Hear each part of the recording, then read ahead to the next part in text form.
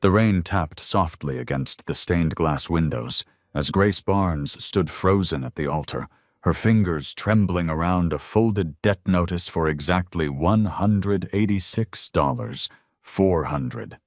Her father had slipped it into her hand only moments before, whispering, "This marriage is the only reason we're still standing." When the church doors opened, the groom entered slowly on a pair of worn crutches, a weathered silver pocket watch resting tightly in his palm. Some guests looked away in pity. Others quietly mocked the bride's fate. But no one noticed the way Ethan Caldwell looked at Grace, not with sympathy, not with guilt, but with a quiet affection that seemed to have begun long before that rainy morning. Before we continue, I'd love to know where you're watching from and what your local time is right now. If stories about kindness, courage, and unexpected second chances speak to your heart, consider subscribing and joining us for more. Every weekday at exactly 5:40 a.m., long before the Cincinnati skyline began reflecting the first pale colors of sunrise. Grace Barnes unlocked the side entrance of the Queen City Rehabilitation Center. The hallway lights always hummed awake a second before she stepped inside, and for a brief moment the building belonged only to her. She liked those quiet minutes. They reminded her that healing never truly happened in crowded waiting rooms or polished conference halls. Healing began in silence, in patience, in small acts no one applauded. Grace hung her faded navy jacket on the same hook every morning, tied her chestnut brown hair into a low ponytail, clipped on her identification badge, and checked the day's therapy schedule. Room 104, room 112, room 118. She never skipped reading the names herself, even though the computer printed everything automatically. Names mattered. People mattered. That belief had guided nearly every decision she had ever made. By 6:15, the therapy gym had begun to fill with familiar sounds. Metal walkers scraped gently across the polished floor. Elastic resistance bands stretched with soft, snapping noises. A radio near the nurses' station played old jazz at such a low volume that it sounded more like a memory than music. "Morning, Grace," called Dr. Melissa Carter as she entered carrying 2 paper cups of coffee. Grace smiled. "Morning, doctor." Melissa handed her one of the cups. "You forgot breakfast again." Grace laughed quietly. "I remembered." "You just chose not to eat." Grace shrugged. "I'll grab something later." Melissa had known Grace for nearly 4 years. She had watched dozens of therapists come and go, but Grace possessed something no resume could measure. She never hurried a patient. She never raised her voice. She never treated disability like weakness. If someone needed an extra 5 minutes, she stayed 10. If someone fell, she never rushed to pick them up before asking one simple question. "Can we try together first?" Because independence, she believed, wasn't something you gave people. It was something you protected. At precisely 7:10, Harold Jenkins rolled into the therapy room. Harold was 74 years old, recovering from a stroke that had left his left arm almost motionless. He liked pretending to complain. "I hope you've gotten softer," he grumbled. Grace grinned. "Not a chance." "You enjoy torturing old men." "I enjoy proving old men wrong," he chuckled. That had become their ritual. Grace carefully adjusted the support belt around his waist before helping him stand. One slow step, then another. Harold winced. "I can't." Grace looked directly into his eyes. "You mean you can't yet?" He sighed. "You always change the sentence." "Because one word changes everything." After 20 minutes, Harold reached the parallel bars without stopping once. His eyes filled with quiet pride. Grace didn't clap. She didn't celebrate loudly. She simply nodded. "I knew you could." For Harold, those 4 words meant more than applause. Later that morning, Grace noticed an elderly woman sitting alone outside room 109. Mrs. Evelyn Ross had canceled 2 therapy sessions already. Grace knelt beside her. "Are you hurting today?" The older woman hesitated before answering. My insurance won't cover another month. Grace understood immediately. Sometimes illness wasn't the hardest part. The bills were. Mrs. Ross forced a smile. I'll be okay. Grace looked toward the front desk. Then she quietly walked to the cafeteria. At 11:35 a.m., she returned carrying a warm bowl of chicken noodle soup, half a turkey sandwich, and a small apple. She placed the tray beside Evelyn without saying much. You skipped lunch again, Evelyn whispered. Grace smiled. I wasn't very hungry. It wasn't true. The cafeteria receipt tucked into her pocket showed exactly $11.82, almost the last cash she carried until payday. Evelyn stared at the soup for several seconds before tears quietly rolled down her cheeks. You shouldn't have done this. Grace gently touched her shoulder.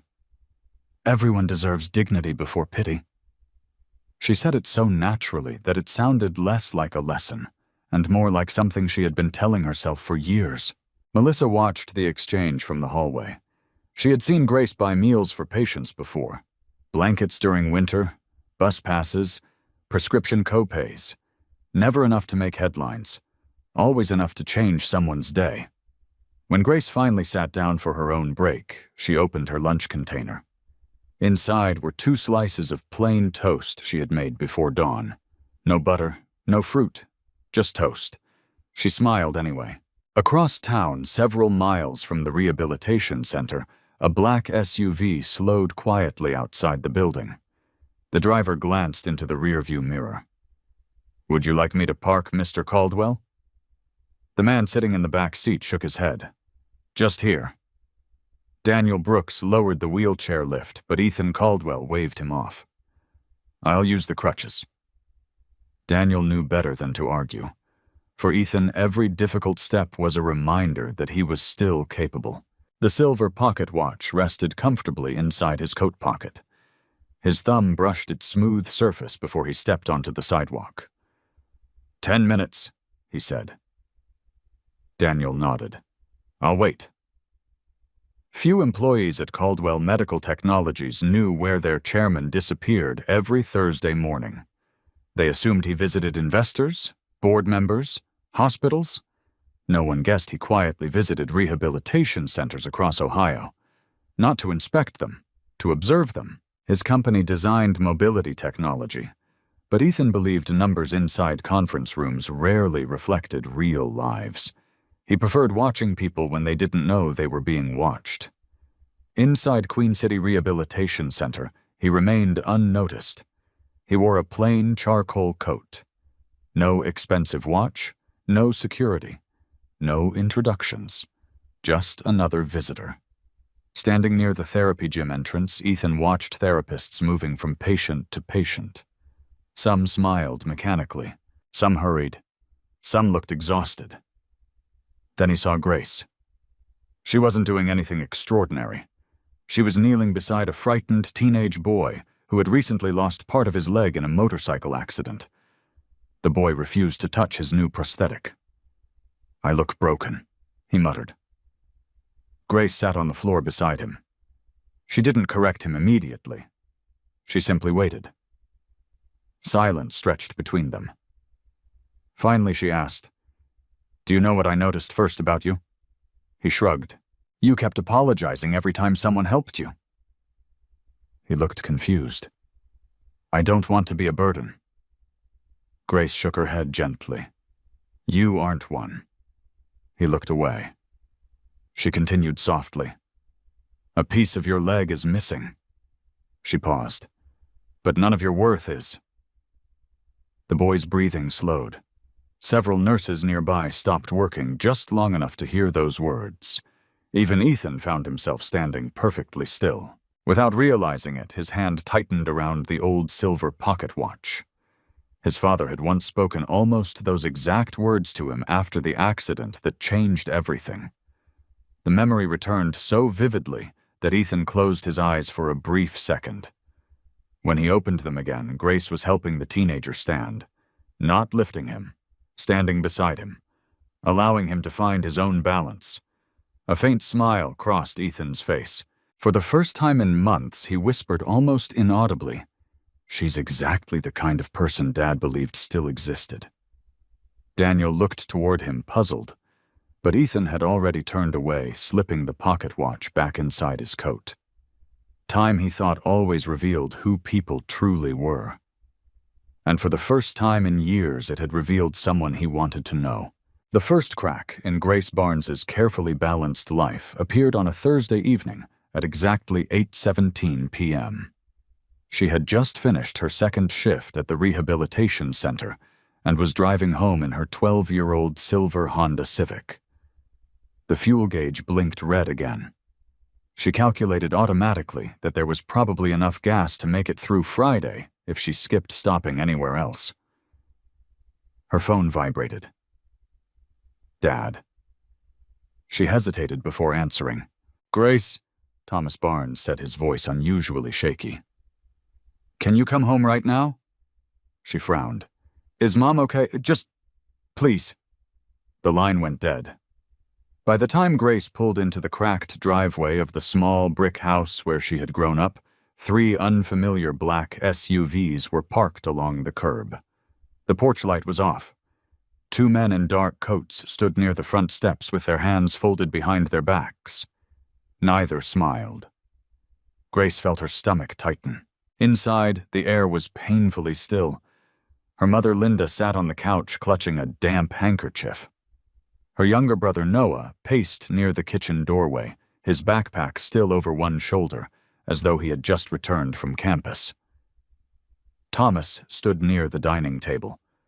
Across from him sat a sharply dressed man in an expensive charcoal suit. He slowly rose as Grace entered. "Miss Barnes." His voice was calm. "My name is Victor Harlan." Grace had never met him before, but something about him made the room feel colder. "What is this?" Thomas refused to look at her. Victor folded his hands. "Your father owes money." Grace looked toward her father. "What money?" Silence. Thomas rubbed his forehead. "It wasn't supposed to become this bad." "How bad?" Still no answer. Victor slid a thin leather folder across the table. Grace opened it.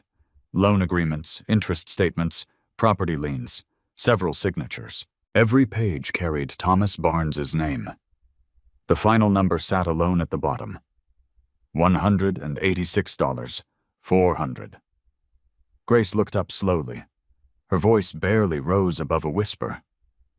"Dad," Thomas finally spoke. "My construction business collapsed after the pandemic. You told us insurance covered everything." "I lied." Grace stared at him. "You've been borrowing money." Thomas nodded once. "At first." Grace continued flipping through the papers. Then she found another document. Casino withdrawals, large cash advances, weekend transactions, dozens of them. Her breathing stopped. "You didn't lose the business." Thomas closed his eyes. "I tried to win it back." No one spoke. The words hung in the room like smoke after a fire. Linda began crying quietly. "I begged him to stop." Grace looked at her father as though she no longer recognized the man standing before her. "You kept asking me for overtime money." Thomas couldn't meet her eyes. "You said Noah's tuition needed help." "I know." "You said Mom's medical bills were behind." "I know." Grace felt tears burning behind her eyes. "I worked every holiday." Her voice cracked. "I missed birthdays." She swallowed hard. "I skipped meals." Another pause. "And you gambled." Thomas looked 20 years older than he had that morning. "I thought one good night would fix everything." Victor Harlan interrupted before the silence grew any heavier. "The bank no longer owns these debts." Grace looked toward him. "You do." "My associates." "What happens if we can't pay?" Victor answered without emotion. "The house is seized." Linda covered her face. "Noah's college fund is already frozen." Noah lowered his head. Grace suddenly understood why her brother had looked so frightened. Every sacrifice she had made was collapsing in front of her. "I'll work more." Victor shook his head. "Impossible. I'll take another job. The deadline is 5 days. I'll refinance. You own nothing." Grace's shoulders slowly dropped. For the first time in years, she had no solution. Victor glanced toward the front door. "Mr. Pierce." Another man entered quietly. He appeared older than Victor, with silver hair and kind but unreadable eyes. "Harold Pierce," he introduced himself. Grace nodded cautiously. Harold placed a single sealed envelope on the dining table. "There may be another option." Victor leaned back without speaking. Grace frowned. "What option?" Harold looked directly at her. "There is a gentleman." She immediately interrupted. "I'm not interested in charity." "It isn't charity." "What is it?" "A marriage." The room became perfectly silent. Grace actually laughed once because the suggestion sounded impossible. Then she realized neither man was joking. "No," Harold continued calmly. "The gentleman is looking for a wife." Grace stared at him. "You expect me to marry someone I've never met?" "The debt disappears." "No." Thomas suddenly stepped forward. "Grace," she turned toward him. "No." Victor finally spoke again. "The gentleman has already agreed." Grace blinked. "He agreed before I did." Harold nodded. "He knows your circumstances." "Who is he?" "A man named Ethan Caldwell." Grace searched her memory. The name meant nothing. "What does he do?" Harold hesitated. "He lives quietly." Victor added, "He suffered a severe accident several years ago." Harold continued, "He walks with crutches." Grace looked from one man to the other. "So," she forced the words out, "you found a disabled man?" "No." "You assumed I'd say yes because my family is desperate?" "No." "You expect me to trade my future for my father's mistakes?" Thomas stepped closer. "Grace, please." She backed away. "No."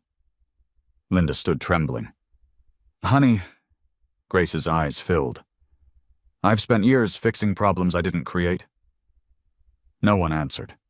She looked toward Noah. Her younger brother couldn't stop crying. "I'm sorry," he whispered. "I should quit school." Grace immediately shook her head. "No. I can work." "No. I don't want you doing this." Grace walked over and hugged him tightly. "You are finishing college." "But, no." The determination in her voice surprised even herself. She released him and turned toward the window.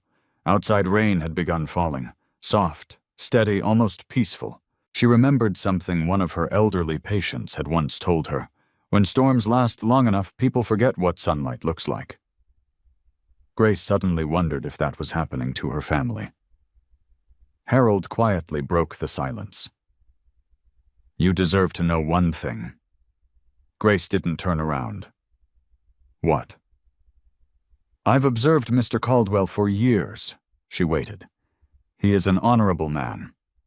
Victor looked almost annoyed by the comment. Harold continued anyway. He requested only one condition. Grace finally looked back. "What condition?"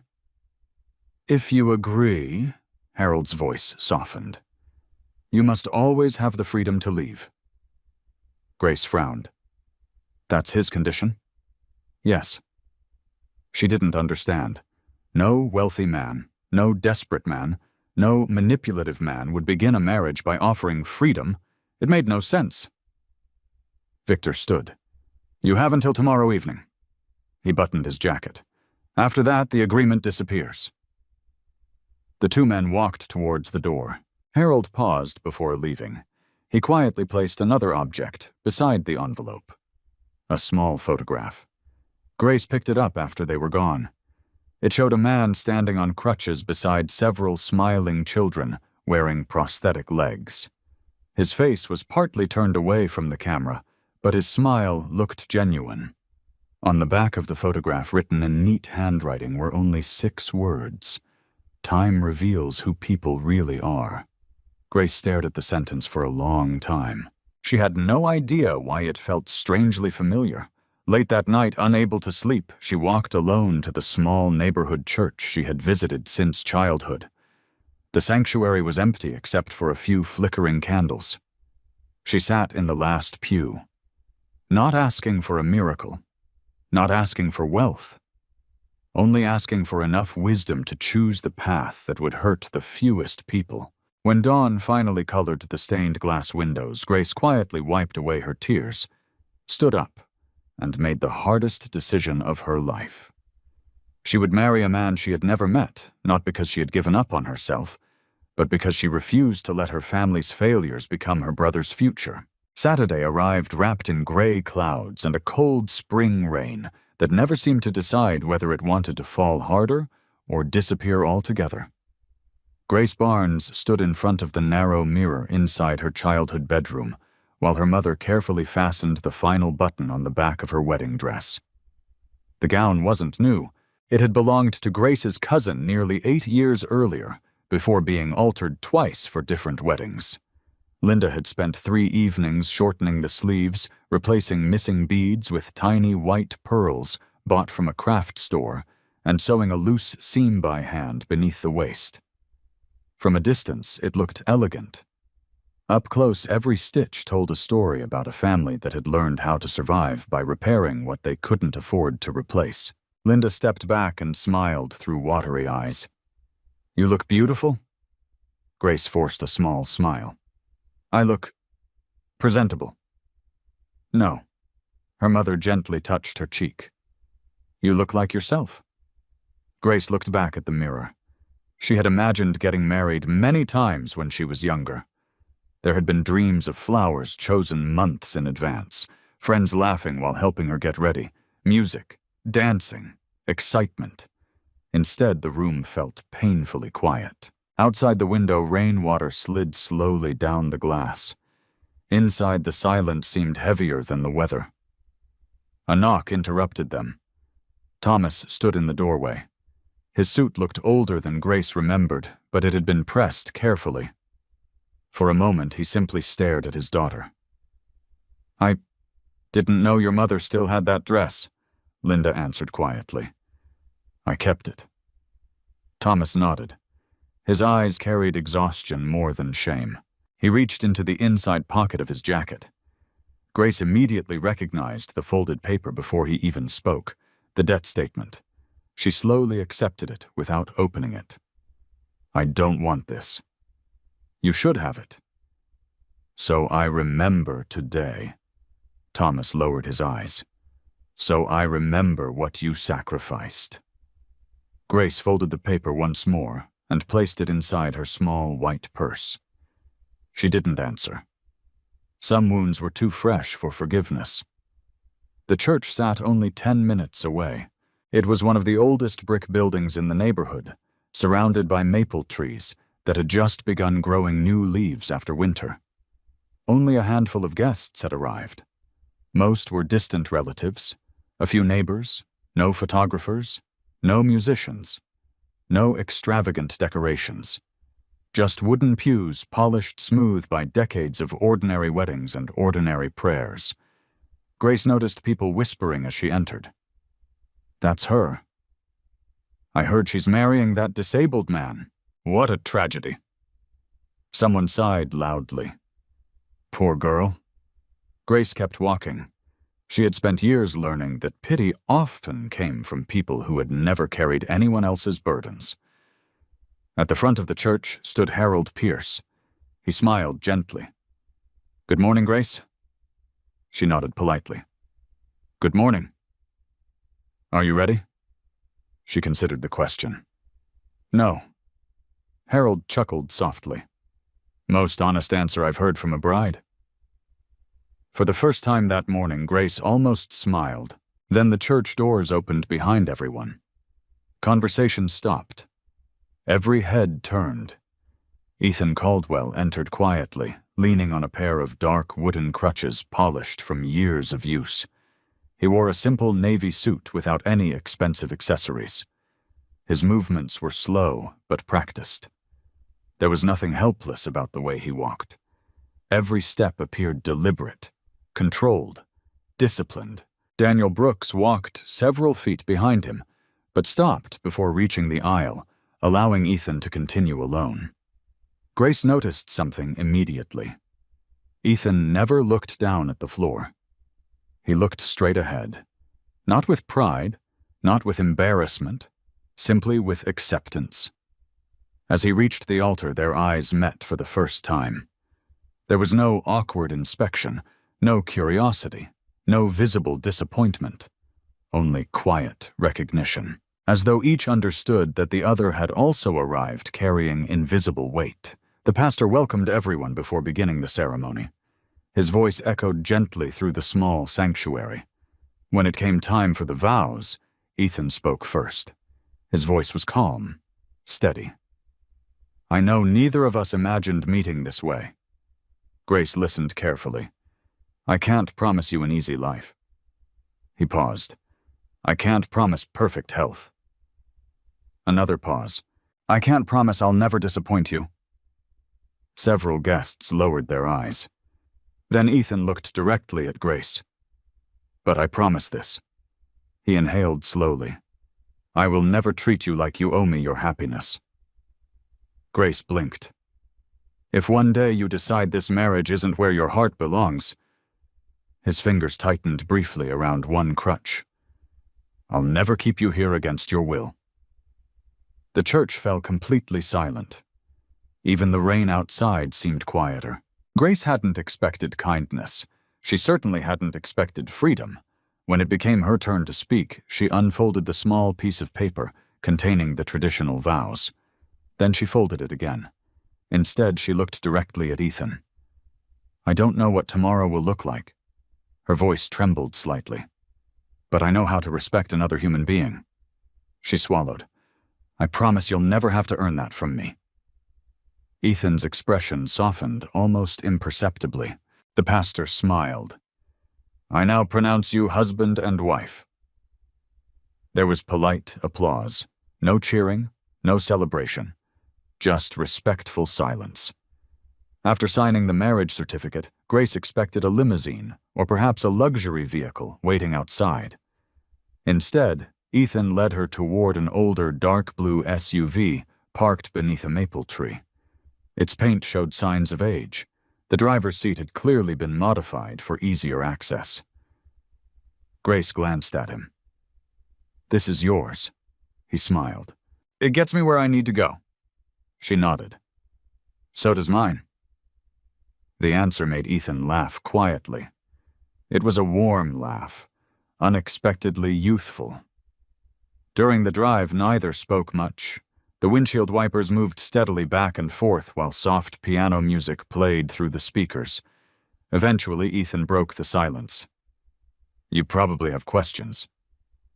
Grace looked out the window. "I have many. You can ask." She thought for a moment, then surprised herself. "Do you like coffee?" Ethan blinked. "That is your first question." She nodded. He smiled again. "Very much." "Black?" "Usually." She looked toward him. "So do I." He laughed. "I was expecting something more serious." "I'll get to those." She rested one elbow against the door. "But we're going to share a house." She looked back at the road ahead. "I figured it would help to know whether I need to buy cream." For the first time in what felt like years, Ethan laughed without restraint. The sound filled the SUV. It was genuine, natural, almost grateful. 20 minutes later, they pulled into a quiet neighborhood on the outskirts of Cincinnati. Grace frowned. She had expected an apartment, perhaps a modest condominium.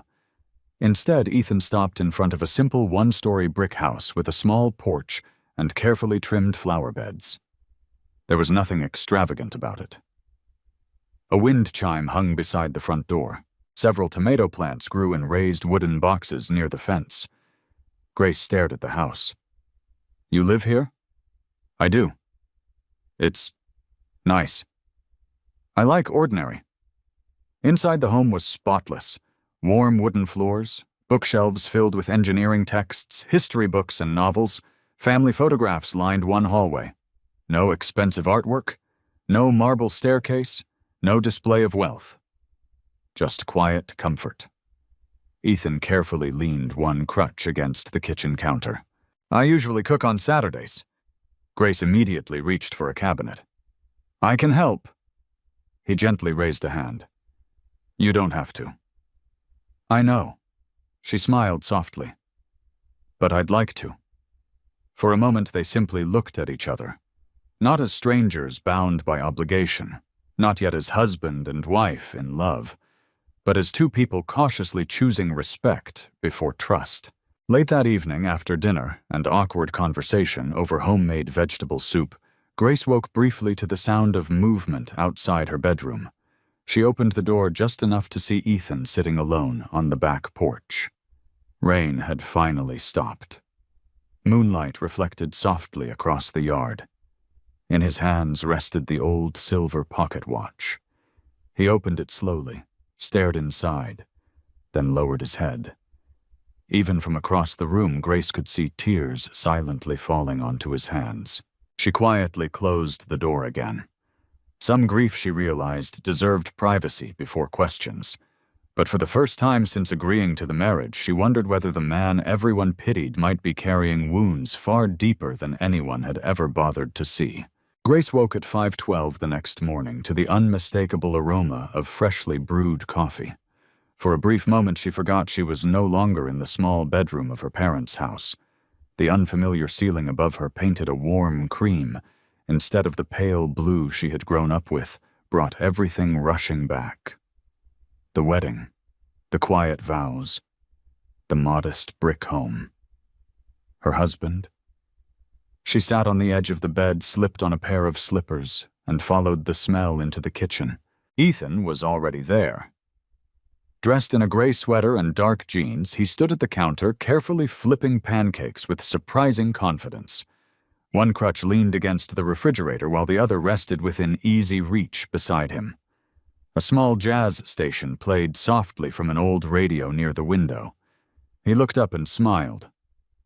Good morning. Grace smiled back. I thought newlyweds were supposed to sleep late. So did I. He turned another pancake. But my body has been waking up at 5:30 for years. Grace noticed 2 coffee mugs waiting on the table, both black, no cream. She laughed. I guess I don't have to buy cream after all.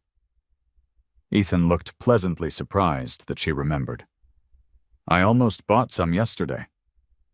I'm glad you didn't. She sat across from him. For a while they simply drank coffee while the morning light slowly filled the kitchen.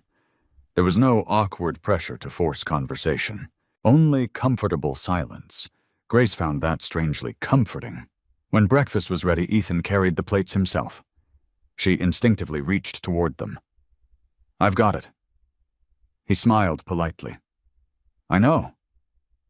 She hesitated. He continued gently. But I'd like to. Grace immediately understood.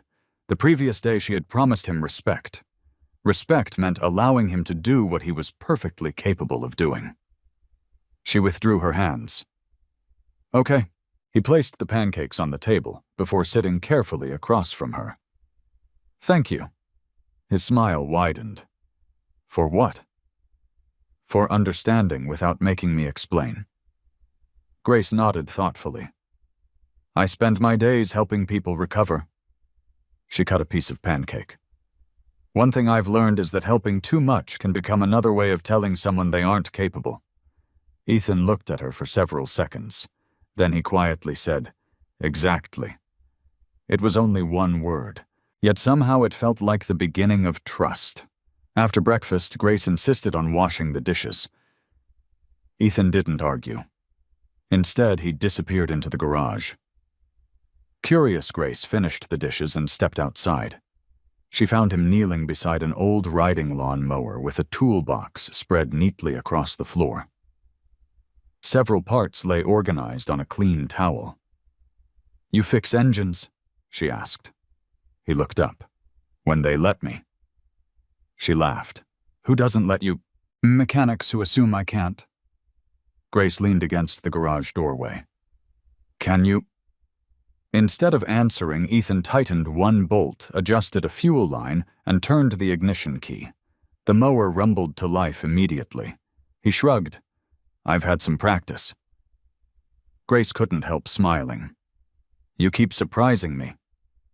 "So do you." Later that morning, Grace decided to unpack the few boxes she had brought from her parents' house. Books, family photographs, her favorite ceramic mug with a tiny crack near the handle, a handmade quilt from her grandmother. She carried the last box toward the hallway when she noticed Ethan struggling to reach a light bulb in the laundry room. The replacement bulb rested on a shelf just beyond his reach while he balanced carefully on one crutch. Without thinking, Grace walked over, took the bulb, and handed it to him. Nothing more.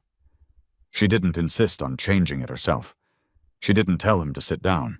She simply gave him what he couldn't safely reach. Ethan accepted it with a grateful smile. Perfect. 5 minutes later, the new light was installed. As they walked back toward the living room, Ethan spoke quietly. "My accident happened 6 years ago." Grace turned toward him. "I wasn't going to ask." "I know." He opened the refrigerator and took out 2 bottles of sparkling water. "Most people ask within the first 5 minutes." She accepted 1 bottle. "I figured you'd tell me if you wanted to." He nodded slowly. "Thank you." The conversation ended there. Grace sensed he wasn't ready, and she refused to rush grief simply to satisfy curiosity. By noon, they decided to visit the neighborhood farmers market. Grace expected people to stare. Some did. An elderly couple whispered as Ethan walked across the parking lot with his crutches. A teenage boy glanced twice before quickly looking away. Grace noticed something else. Ethan never reacted. He had learned to live with other people's assumptions long ago. At one vegetable stand, an impatient customer pushed past Ethan without apology. The sudden movement caused one crutch to slip slightly on the wet pavement. Grace instinctively reached toward him. Before she could touch him, Ethan had already regained his balance. He looked at her. She withdrew her hand. "You were ready." "I was. But you let me finish." "I remembered what I promised." His expression softened. "I appreciate that." The vendor, an older woman with silver hair, watched the exchange. As she handed Grace a bag of tomatoes, she smiled knowingly. "You two make a good team." Grace looked toward Ethan. Neither answered, but both smiled. On the drive home, rain began falling again. Small drops tapped rhythmically against the windshield. Grace looked out the passenger window. "I've been thinking." "About what?" "Yesterday."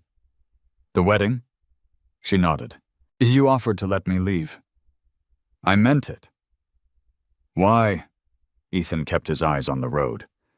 "Because I know what it feels like to lose control over your own life." Grace studied him quietly. No one should have that choice taken away. His answer was simple, but it stayed with her for the rest of the day. That evening, Grace prepared vegetable soup while Ethan baked fresh bread, the kitchen filled with warm smells and quiet conversation. They spoke about favorite books, old movies, childhood pets.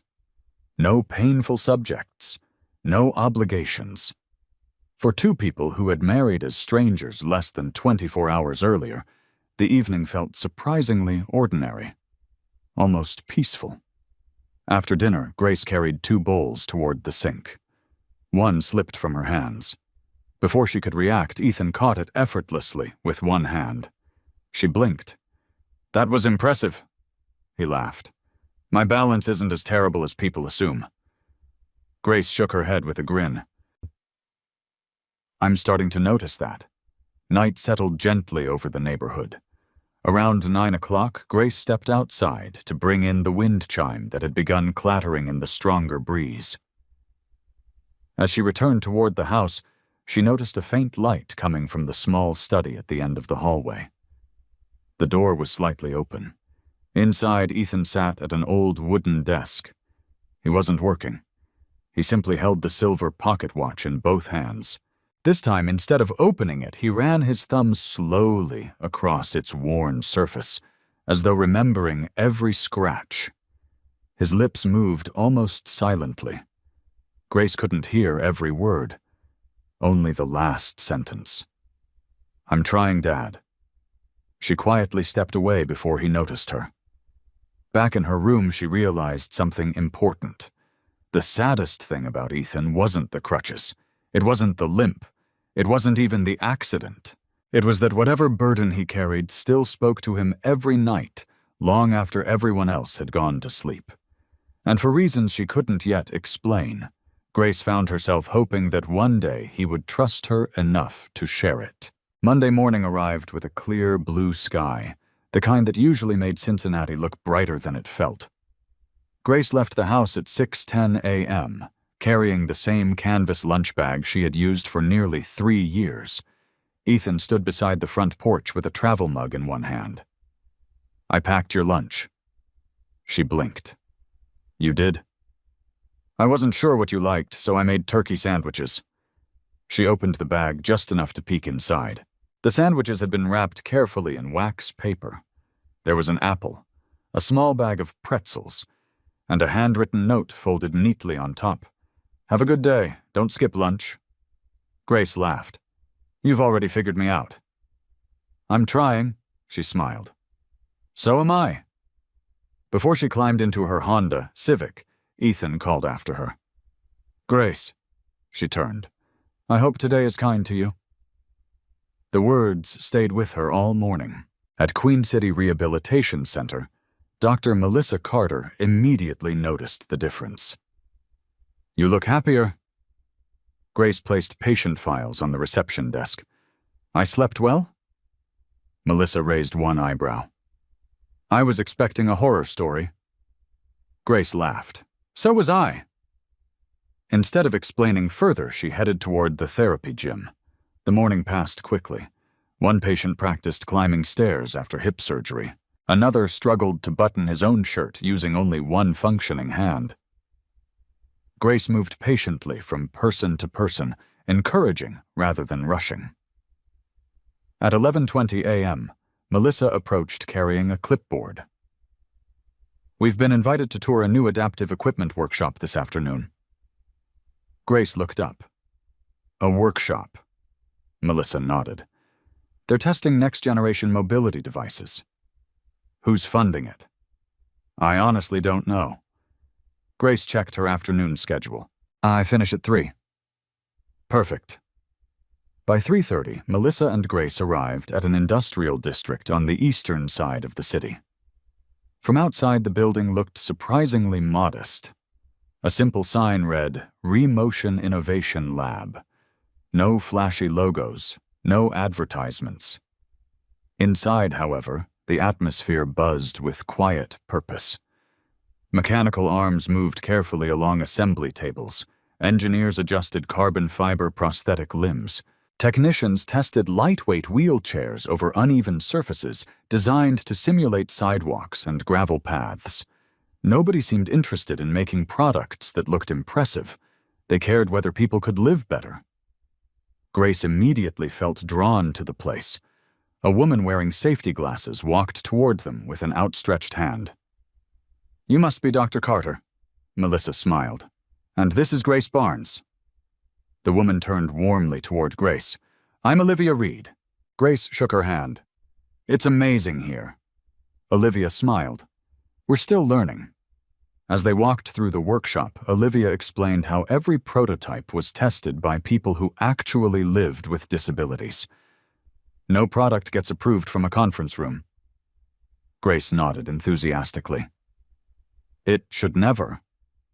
Olivia glanced at her curiously. "You sound like someone who's been frustrated before." Grace laughed softly. I've seen equipment designed by people who never had to use it. Olivia smiled knowingly. So have we. Halfway through the tour, Grace noticed something unusual. Several engineers suddenly straightened. One quietly closed his laptop. Another stood up from the workbench. Nobody appeared nervous, only respectful. Grace turned toward the large entrance. A familiar figure walked slowly inside using his crutches. Ethan. She froze. He wasn't dressed in a business suit. Instead, he wore work boots, dark jeans, and a navy work shirt with the sleeves rolled neatly to his elbows. One technician waved. "Morning, Ethan." Another called from across the room. "We've been waiting." No one addressed him as Mr. Caldwell. No one treated him like a visitor. He belonged there. Grace instinctively stepped behind one of the equipment racks before he noticed her. She wasn't hiding out of fear. She simply wanted to understand what she was seeing. Ethan moved toward a workbench where a teenage girl waited beside a new prosthetic leg. She looked about 15, nervous, excited. Ethan knelt carefully to bring himself to eye level with her. "What do you think?" She looked uncertain. "It feels heavy." Instead of correcting her, Ethan picked up the prosthetic himself. He balanced it across his palms. "You're right." He looked toward one of the engineers. "We can shave another 8 ounces. The engineer nodded immediately. "We'll redesign the ankle housing." Grace watched in amazement. Ethan wasn't giving orders. He was solving problems. A little boy rolled toward him in a wheelchair decorated with superhero stickers. "Mr. Ethan." Ethan smiled instantly. "Hey, Marcus. I beat my record." "You did." "I wheeled all the way to school without stopping." Ethan held up his hand. Marcus slapped it proudly. "That's incredible." The boy lowered his voice. "My mom says I should thank you." Ethan shook his head. "No." Marcus frowned. "Why?" "You worked for it." The little boy thought carefully before smiling again. "Okay." Grace had never seen Ethan look so completely at ease. He wasn't the quiet man who carefully measured every word over dinner. He laughed with children, adjusted wheelchairs himself, asked patients what they disliked about existing equipment, listened more than he spoke. An older veteran entered the testing area using a temporary prosthetic. It keeps rubbing." Ethan crouched beside him. "Show me exactly where." The veteran pointed near the socket. Instead of handing the issue to someone else, Ethan took out a small marker and circled the pressure point himself. He turned toward a nearby designer. "We've solved this before." The designer nodded. "I'll modify it." "No." Ethan smiled. "We'll modify it." The difference between those two words did not escape Grace. He never spoke like someone above everyone else. He always included himself. Olivia quietly joined Grace. "You've been watching him for 10 minutes." Grace nodded without taking her eyes off Ethan. "I didn't know he worked here." Olivia smiled. "He practically lives here. He designs equipment." "Every week." Grace looked surprised. "I thought engineers did that." Olivia laughed. "They do. But Ethan notices things textbooks don't." "What do you mean?" Olivia folded her arms. "He asks one question before approving anything." "What question?" She smiled. "Would I trust this with my own life?" Grace looked toward Ethan again. He was helping Marcus adjust the footrest on his wheelchair. The little boy giggled as Ethan pretended the wrench was magic. "You must have known him a long time," Grace said. Olivia nodded. "Long enough to know he hates being admired." Grace frowned. "Why?" "Because admiration disappears." Olivia looked thoughtfully across the workshop. "Respect lasts." Those words lingered in Grace's mind. Just then, a tall man in a dark blazer hurried through the entrance carrying a tablet. He walked directly toward Ethan. "Sir." Grace recognized him immediately. Daniel Brooks. He stopped beside Ethan and quietly handed him several documents. "We need your approval before tomorrow morning." Ethan glanced over the papers. "We'll discuss them later." Daniel hesitated. "The board is waiting." "They can wait another hour." He looked back toward Marcus. "I'm busy." Daniel nodded respectfully. "Of course." He walked away without another word. Grace stared after him. She had never heard Daniel call Ethan Sir before.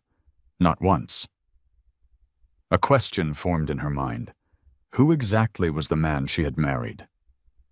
Before she could think further, Ethan looked up. For the first time that afternoon, their eyes met across the workshop. Surprise flashed across his face. Then something softer. Not panic, not guilt. Only the quiet realization that two very different parts of his life had unexpectedly collided. Neither of them moved, neither spoke. But Grace suddenly understood that the man everyone had described as lonely and helpless had been keeping far more than grief hidden behind that gentle smile. Neither Grace nor Ethan mentioned the unexpected encounter at Remotion Innovation Lab during the drive home. The silence between them wasn't uncomfortable. It was thoughtful. Grace watched the passing neighborhoods through the passenger window while questions crowded her mind. Ethan clearly wasn't an ordinary volunteer. Engineers listened to him. Children trusted him. Daniel Brooks had addressed him with unmistakable respect. Yet when she glanced toward Ethan, he simply drove with both hands steady on the wheel, as though nothing unusual had happened. She decided not to ask. Not yet. If trust was going to grow between them, she wanted it to come from honesty, not interrogation. That evening, they ate leftover vegetable soup with slices of toasted sourdough bread. Halfway through dinner, Ethan looked up. "You were quiet after the tour." Grace smiled faintly. "I was thinking. About the equipment, and about you." He nodded, accepting the answer without pressing for more. "I've spent a lot of time there." "I could tell. They make good people better at what they already want to do." Grace rested her spoon. "I liked that no one spoke about disability like it was the end of someone's story." Ethan's expression softened. "It never is." That was all either of them said before the conversation drifted toward ordinary things again. For one peaceful evening, the outside world stayed outside. It did not last. The next afternoon, Grace's phone rang while she was organizing patient files. "Dad." She hesitated before answering. "Hello?" Thomas's voice sounded unusually cheerful. "Sweetheart, can you stop by after work?" Grace frowned. "Is something wrong?" No, we'd like to see you." Your mother, Noah, and me." She agreed, though something in his tone unsettled her. At 6 o'clock, she parked outside the family home. The black SUVs were gone. Everything looked normal. Too normal. Linda greeted her with an embrace that lasted longer than usual. Noah smiled with genuine relief. Only Thomas seemed restless. He kept glancing towards the kitchen table. Grace noticed a fresh apple pie sitting there. Her mother only baked apple pie on birthdays or holidays. "What are we celebrating?" Grace asked. Thomas forced a laugh. "Nothing." Grace sat down slowly. "So why am I here?" Thomas cleared his throat. "I've been thinking." She waited. "I may have judged Ethan too quickly." Grace looked at him carefully. "What changed?" Thomas spread his hands. "He's a decent man." "You've spoken to him?" "Not exactly." Grace remained silent. Thomas leaned forward. "I wanted to ask—" Here it comes, Grace thought, whether he might be willing to help me. She felt her shoulders tense. "What kind of help?" "Just a small loan." Grace closed her eyes briefly. "Dad." "Hear me out." "No. You don't even know how much." It doesn't matter. Thomas's voice sharpened. I'm trying to rebuild my life. So, rebuild it. I need capital. You need accountability. The room fell silent. Linda stared down at her folded hands. Noah quietly left the kitchen, sensing the conversation was becoming dangerous. Thomas leaned back. I knew you'd take his side. Grace looked at him in disbelief.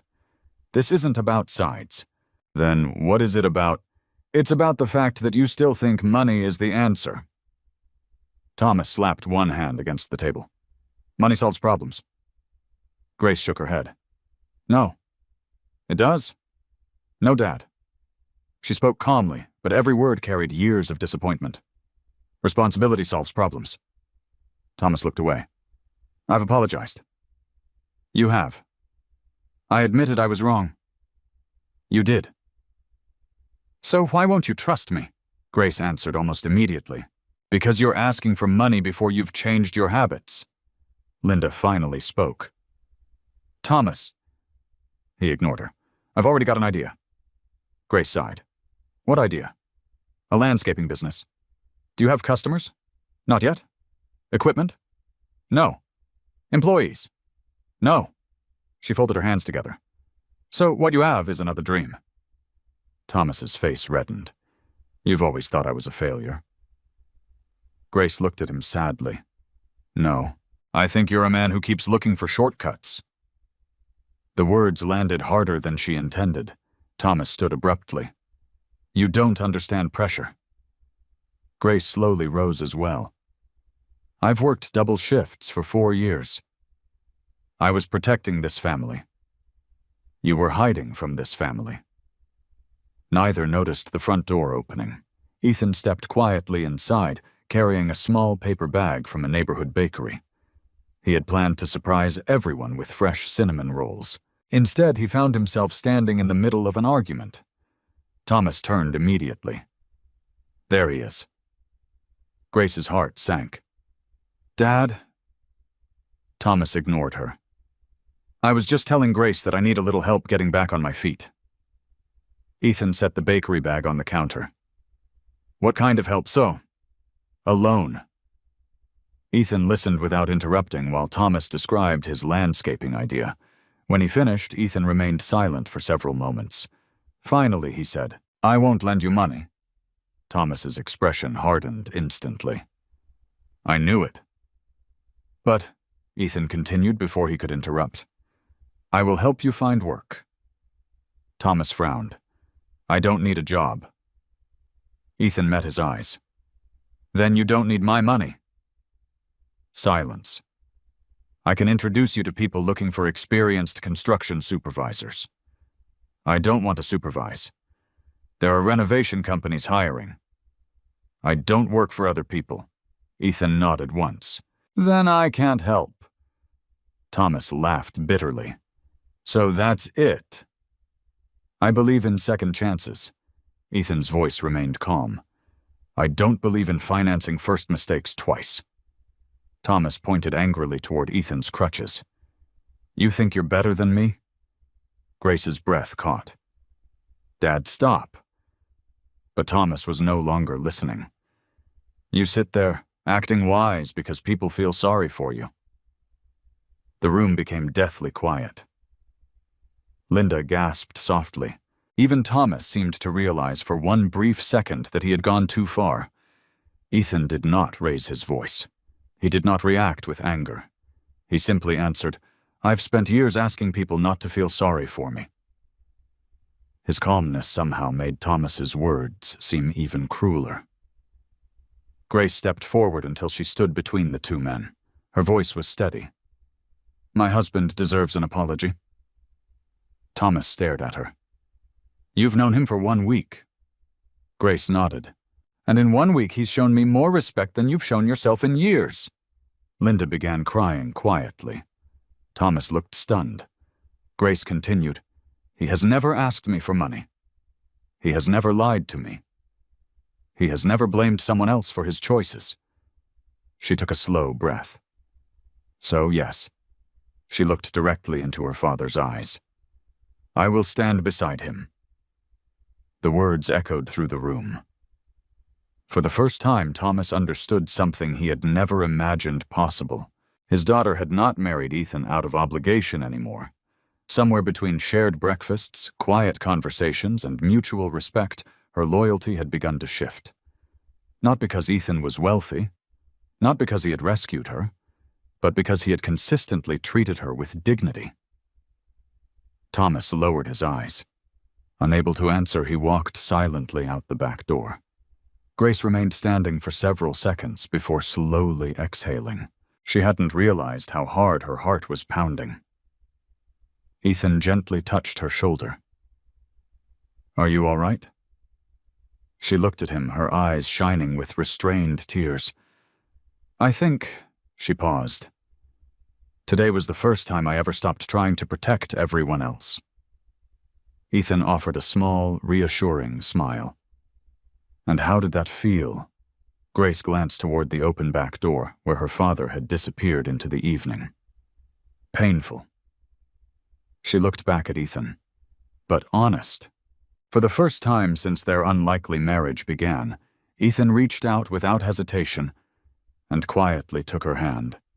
Neither of them noticed Linda watching from the kitchen doorway, wiping away tears as she whispered to herself, maybe this marriage wasn't built on debt after all.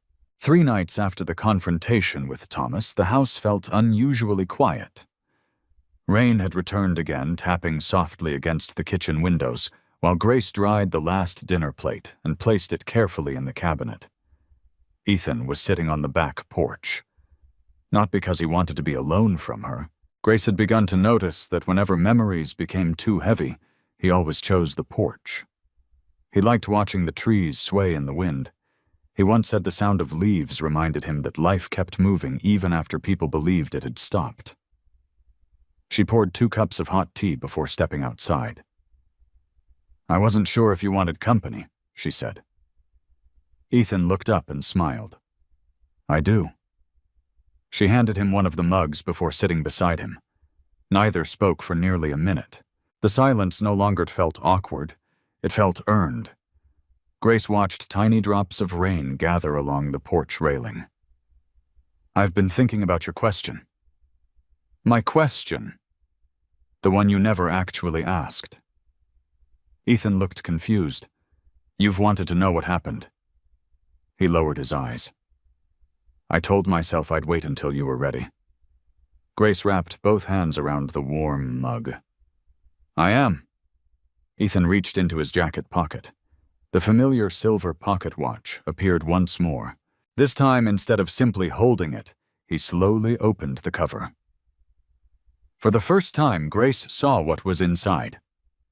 On one side was a faded photograph of 2 boys standing beside an older man at a fishing lake. On the other side, engraved beneath the glass, were 6 carefully carved words. "Time reveals who people really are."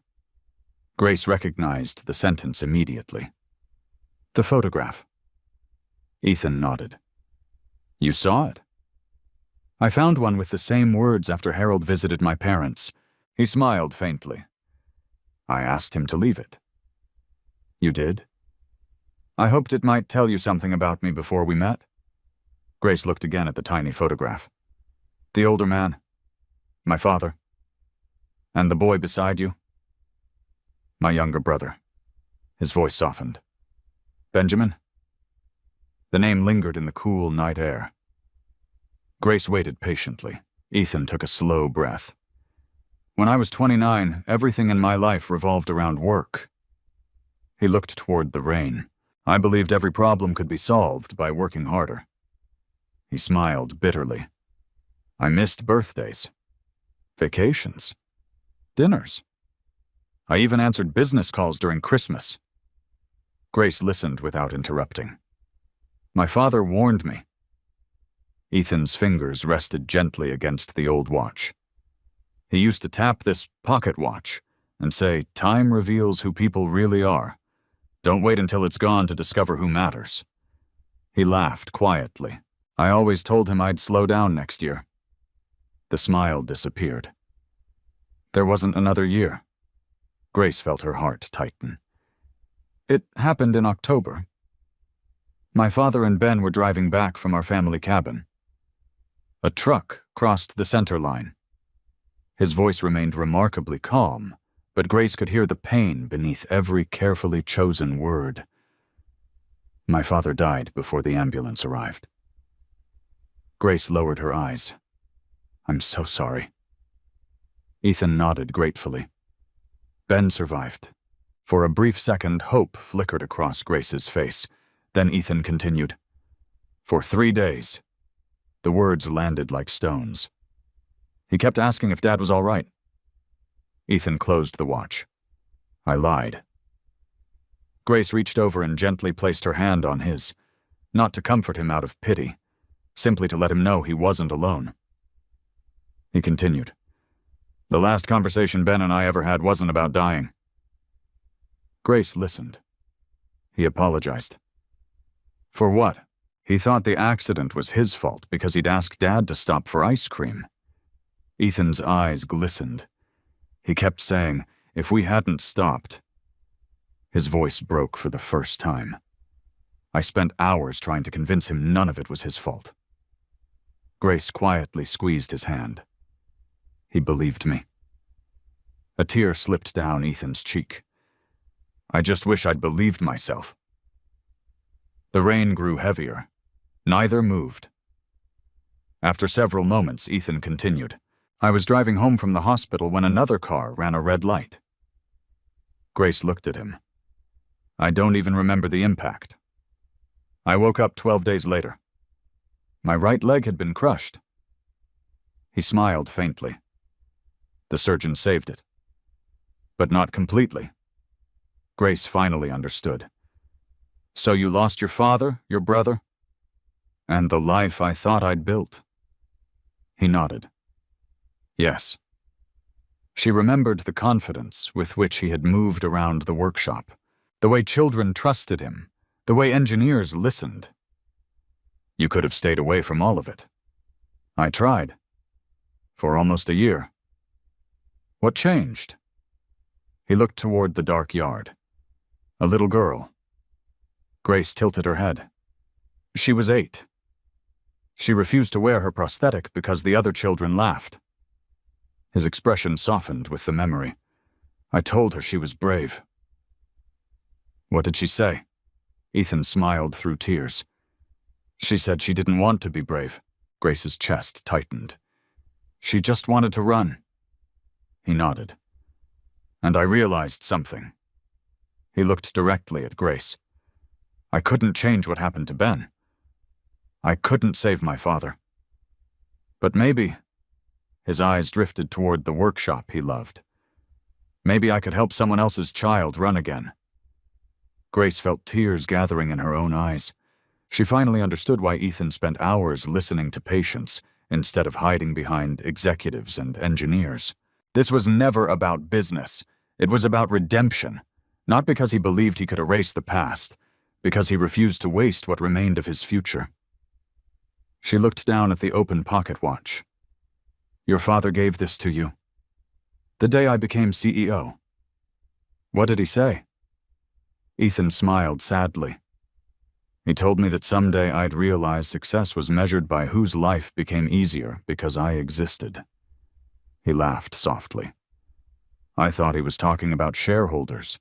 Grace couldn't help smiling through her tears. He wasn't. No. He never was. The wind carried the scent of wet earth across the yard. For a long while, neither spoke. Eventually, Grace broke the silence. Can I tell you something? Anything. When my parents forced me into this marriage, she hesitated. I believed I was giving up my future. Ethan looked at her quietly. But these last few weeks, she searched for the right words. I've realized I've been meeting someone who never gave up on other people's futures. Emotion flickered across Ethan's face. He didn't answer immediately. Instead, he carefully lifted the silver pocket watch from his palm. I've never let anyone else hold this. Grace looked surprised. Not even Daniel. He shook his head. Not even Daniel. Slowly, almost ceremonially, he placed it into her hands. It felt heavier than she expected, not because of the silver, because of everything it carried. His father's final lesson, his brother's memory, years of grief, years of healing. Grace traced one finger gently across the engraved words. "I'll take good care of it." Ethan smiled. "I know." She looked at him. "When you're ready." He nodded. "We'll carry it together."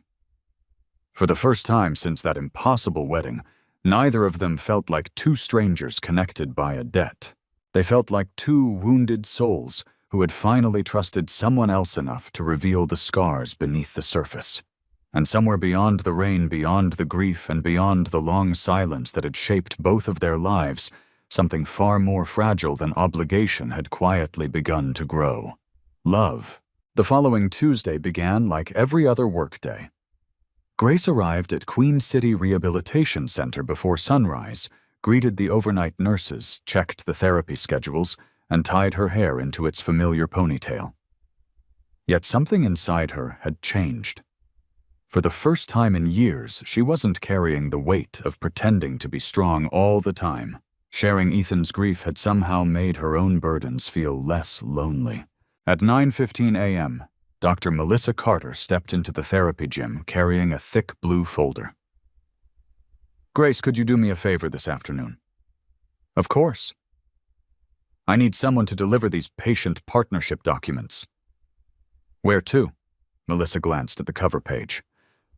"Caldwell Medical Technologies." Grace froze for the smallest fraction of a second. "The Adaptive Equipment Company." Melissa nodded. "They've agreed to expand funding for our mobility program, but legal needs original signatures." "I can take them." "Thank you." She accepted the folder without another question, although her mind immediately returned to everything she had witnessed at the Innovation Lab. By 2:45 p.m., Grace parked outside a glass and steel tower overlooking the Ohio River. Unlike the modest workshop she had visited days earlier, this building reflected success from every angle. The lobby ceiling stretched nearly 3 stories high. Natural light poured through enormous windows. Digital displays showcased advances in prosthetics, rehabilitation robotics, and mobility technology. Employees crossed the marble floor with practiced confidence. Grace approached the reception desk. "Good afternoon." The receptionist smiled warmly. "How may I help you?" "I'm here to deliver partnership documents for Mr. Daniel Brooks." "May I have your name?" "Grace Barnes." The receptionist typed something into her computer. For a brief moment her expression changed. Not surprise, recognition. "One moment, please." She picked up the phone. "Mr. Brooks, Mrs. Barnes has arrived." Mrs. Barnes. Grace wasn't used to hearing those words yet. Only a minute later, Daniel Brooks appeared from a private elevator. His professional smile softened as soon as he saw her. "Mrs. Caldwell." Grace blinked. "You don't have to call me that." Daniel chuckled politely. "Old habits." He accepted the folder. "Would you mind waiting a few minutes? There are 1 or 2 signatures we may need before I can return these." "That's fine." "If you'd like some coffee?" "I'd love some." Daniel guided her toward a comfortable seating area overlooking the city. "I'll be right back." Grace waited quietly, admiring photographs displayed along one wall. Children learning to walk with prosthetic legs, veterans completing marathons, older adults climbing stairs again after years in wheelchairs. Every photograph focused on people, not products. She smiled. That felt exactly like Ethan. A few minutes later, Daniel returned. "I'm sorry." He looked embarrassed. "Our chairman is reviewing one section personally." Grace looked up. "Our chairman?" Daniel hesitated, then smiled. "Would you mind bringing the folder to the executive floor?" Grace nodded. "Not at all." They entered a private elevator requiring a security badge. As the doors closed, Grace noticed there were no floor buttons. Daniel scanned his identification card instead. The elevator rose silently. 23 floors.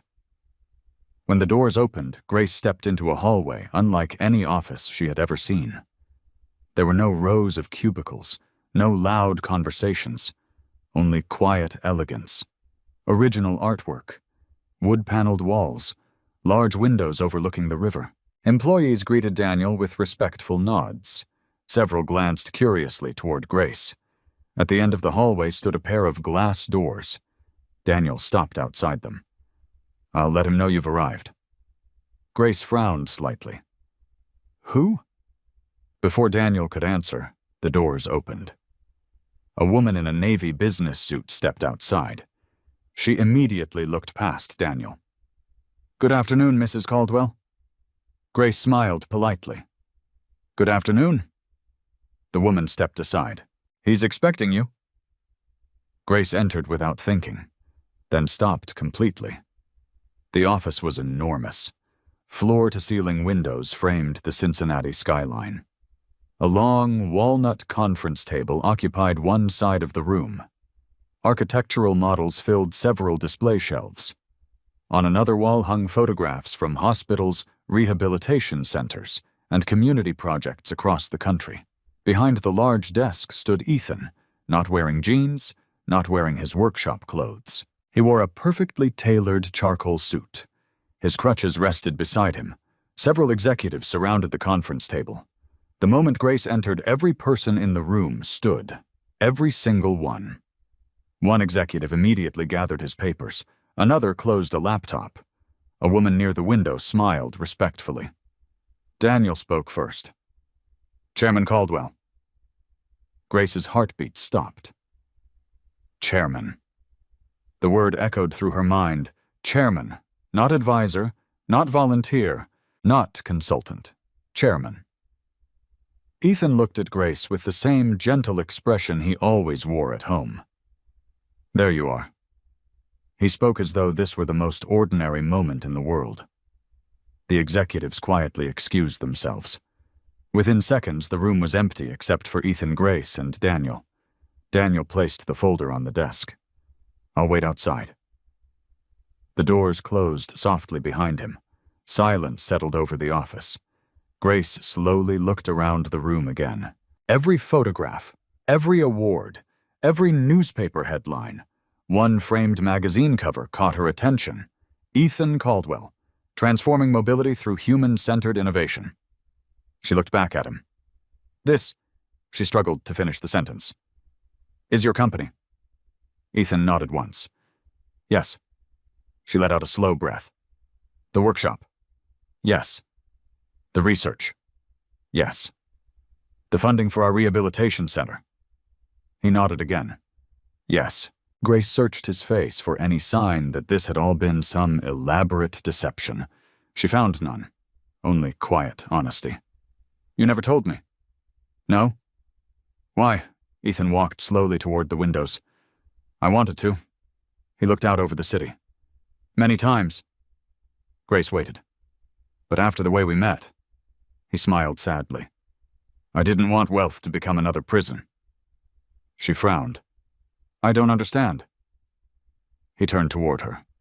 "Most people meet Ethan Caldwell before they meet Ethan." Grace remained silent. "They see the headlines. The company. The money. The title. They decide who I am before we ever speak." He rested one hand on his crutch. "You met me in a kitchen." He smiled gently. "You argued with me about coffee. You laughed at my old SUV. I never laughed. You questioned my pancakes." She smiled despite herself. "They needed more syrup." He laughed quietly. "Fair." The laughter faded. "I wanted one relationship in my life that wasn't built on what I owned." Grace slowly walked closer. "Was our marriage some kind of test?" The question lingered between them. Ethan answered immediately. "No." His voice was firm. "Never. I never wanted to test you." "Then why stay silent?" "Because every day I planned to tell you." He looked genuinely ashamed. But every day I became more afraid. Afraid of what? That once you knew, he paused, or you'd wonder whether every conversation we'd shared had been manipulated by my position. Grace looked into his eyes. Instead of seeing a billionaire, she saw the man who made sandwiches before sunrise, the man who repaired lawn mowers, the man who cried alone over a silver pocket watch, the man who still whispered to his father in the middle of the night. She stepped closer until only a few feet separated them. Can I ask you one more question? Anything. If you lost everything tomorrow, she smiled softly. The company, the title, the money. She took another step. Would you still make me coffee every morning? Ethan didn't hesitate. I'd probably burn the toast. She laughed. But yes. Tears filled Grace's eyes. Then nothing important has changed. Before Ethan could respond, she closed the remaining distance and wrapped her arms around him. Not because he was one of the wealthiest men in Ohio, not because she had just discovered unimaginable success, but because she finally understood the truth. The richest thing Ethan Caldwell had ever hidden from the world wasn't his fortune. It was the quiet, deeply wounded heart that had spent years believing it had to separate love from wealth in order to know whether either was real. And in that embrace, without either of them saying another word, Ethan realized that Grace Barnes had seen the one thing he had hoped someone would discover all along. The man before the billionaire. News traveled through the Barnes family faster than Grace could have imagined. She had told no one. Not her mother, not Noah, certainly not Thomas. Yet by Thursday afternoon, someone had talked. Perhaps an employee had recognized her name. Perhaps Harold Pierce had mentioned something in passing. Or perhaps Cincinnati simply wasn't as large as people believed. Whatever the reason, Thomas Barnes appeared on Grace and Ethan's front porch at exactly 6:40 p.m. He wore the same gray jacket Grace had seen him wearing dozens of times, but this evening he held himself differently, almost nervously. Grace opened the door. "Dad?" He forced an uneasy smile. "I was hoping we could talk." Before she answered, Ethan appeared in the hallway carrying 2 grocery bags. He immediately understood why Thomas had come. Without saying a word, he set the bags on the kitchen counter. "Come in." Thomas stepped inside. His eyes wandered briefly around the modest living room. He had expected luxury after learning Ethan's true identity. Instead, everything remained exactly as it had the day of the wedding. The same worn leather sofa, the same wooden bookshelf, the same old radio. Nothing about the house resembled the office on the 23rd floor. Thomas looked confused. "You still live here?" Ethan smiled politely. "I do." "I thought—" He stopped himself. "You thought money always changes people." Thomas lowered his eyes. "Maybe." Grace quietly prepared coffee while the 2 men sat across from one another. For nearly a minute, no one spoke. Finally, Thomas cleared his throat. "I owe you an apology." Ethan listened. "I judged you." "Yes." "I insulted you." "Yes." "I said things I shouldn't have." Ethan nodded once. "You did." Thomas inhaled deeply. "I'm sorry." The words were genuine, not polished, not dramatic, simply difficult. Ethan accepted them with a small nod. "Thank you." Grace placed 3 coffee mugs on the table before sitting beside Ethan. Thomas wrapped both hands around his cup, but didn't drink. "I didn't know who you were," Ethan answered gently. "You knew exactly who I was." Thomas looked puzzled. "You knew I walked with crutches." "You knew I treated your daughter respectfully." "You knew I offered you employment." He paused. "The only thing you didn't know was my bank account." The sentence settled quietly over the room. Thomas stared into his coffee. "I suppose that's true." Another silence followed. Then Thomas looked up again. I heard about your company. Grace recognized the shift in his voice immediately. He wasn't finished. I heard you're worth hundreds of millions. Ethan remained expressionless. I've been fortunate. Thomas leaned forward. I've been thinking. Grace felt her stomach tighten. Not again. I've got another business idea. There it was. Thomas spoke more quickly now. A landscaping company. I've researched equipment. I've got suppliers. I just need someone willing to invest. Grace closed her eyes briefly. Dad. He ignored her. I don't need much. He named a figure. $150,000. The number hung in the air. Thomas hurried on. I'll pay every penny back. I'll sign contracts. I'll even offer collateral. Grace watched Ethan carefully.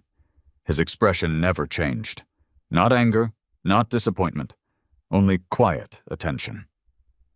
When Thomas finally finished, Ethan folded his hands together. I won't invest.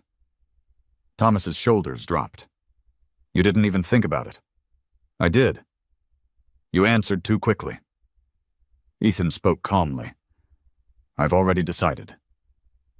Thomas's frustration returned. So because I made mistakes, this isn't punishment. Then what is it? Ethan leaned back slightly. When someone breaks a leg, Thomas frowned. Do doctors ask them to run a marathon the next morning? No. They help the bone heal first. Thomas remained silent. You don't need capital. You need stability. I need opportunity. You need consistency. Thomas looked away. I've heard enough. No. Ethan's voice remained gentle. You've heard what you wanted. He stood carefully, leaning on one crutch. I spent years believing money could solve grief. Thomas looked at him. It couldn't. I spent years believing success could erase regret. It couldn't. I've watched families destroyed because someone kept chasing one perfect opportunity instead of building ordinary discipline. Grace recognized that Ethan wasn't speaking only about Thomas anymore. He was speaking about himself. The first successful business isn't usually built with money, Ethan continued. It's built with habits. Thomas laughed bitterly. So, what's your solution? A job. I told you. I know. You don't want one. Thomas's face reddened. I've been my own boss. For how long? 20 years. And when the business failed, Thomas didn't answer. When the gambling started, still no answer. Ethan's voice never rose. Working for someone else isn't humiliation. It's rebuilding. Grace reached over and quietly rested her hand on Ethan's arm. She knew he wasn't trying to embarrass her father. He was trying to save him from repeating the same mistake. Just then, someone knocked on the front door. Daniel Brooks entered carrying a thin black folder. I'm sorry to interrupt. He looked toward Ethan. The legal department needs your signature. Thomas glanced curiously toward the folder. Daniel opened it. Also, he looked uncomfortable. We've received another letter from Victor Harlan. Grace immediately looked up. What now? Daniel handed Ethan a document. The investigation is complete. Thomas frowned. Investigation. Ethan silently read the first page. Then he looked toward Grace. It wasn't only your father's debt.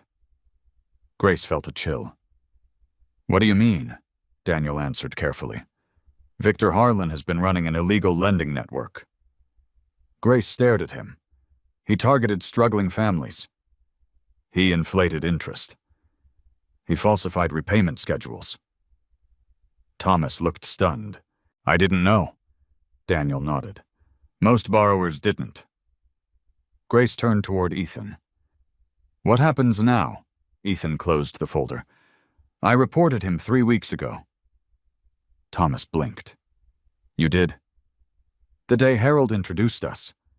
Grace looked surprised. You already knew. I knew something wasn't right. Daniel continued. Federal investigators arrested 3 people this morning. Thomas sank slowly into his chair. So, my debt. The legitimate portion still exists, Daniel answered honestly. But nearly half of what Victor claimed was fraudulent. Grace looked at her father. For the first time since all of this began, she saw genuine shame instead of defensiveness. Thomas whispered, I ruined all of our lives. Ethan interrupted quietly. No. Thomas looked up. You almost did. The difference mattered. A long silence followed. Finally, Ethan walked toward a cabinet near the hallway. He removed a single envelope. Inside was a business card. He placed it in front of Thomas. The renovation company I mentioned. Thomas stared at it. They're hiring site supervisors. I already spoke with the owner. You did? They're expecting your call tomorrow. Thomas looked confused. Why would you do that after everything I said?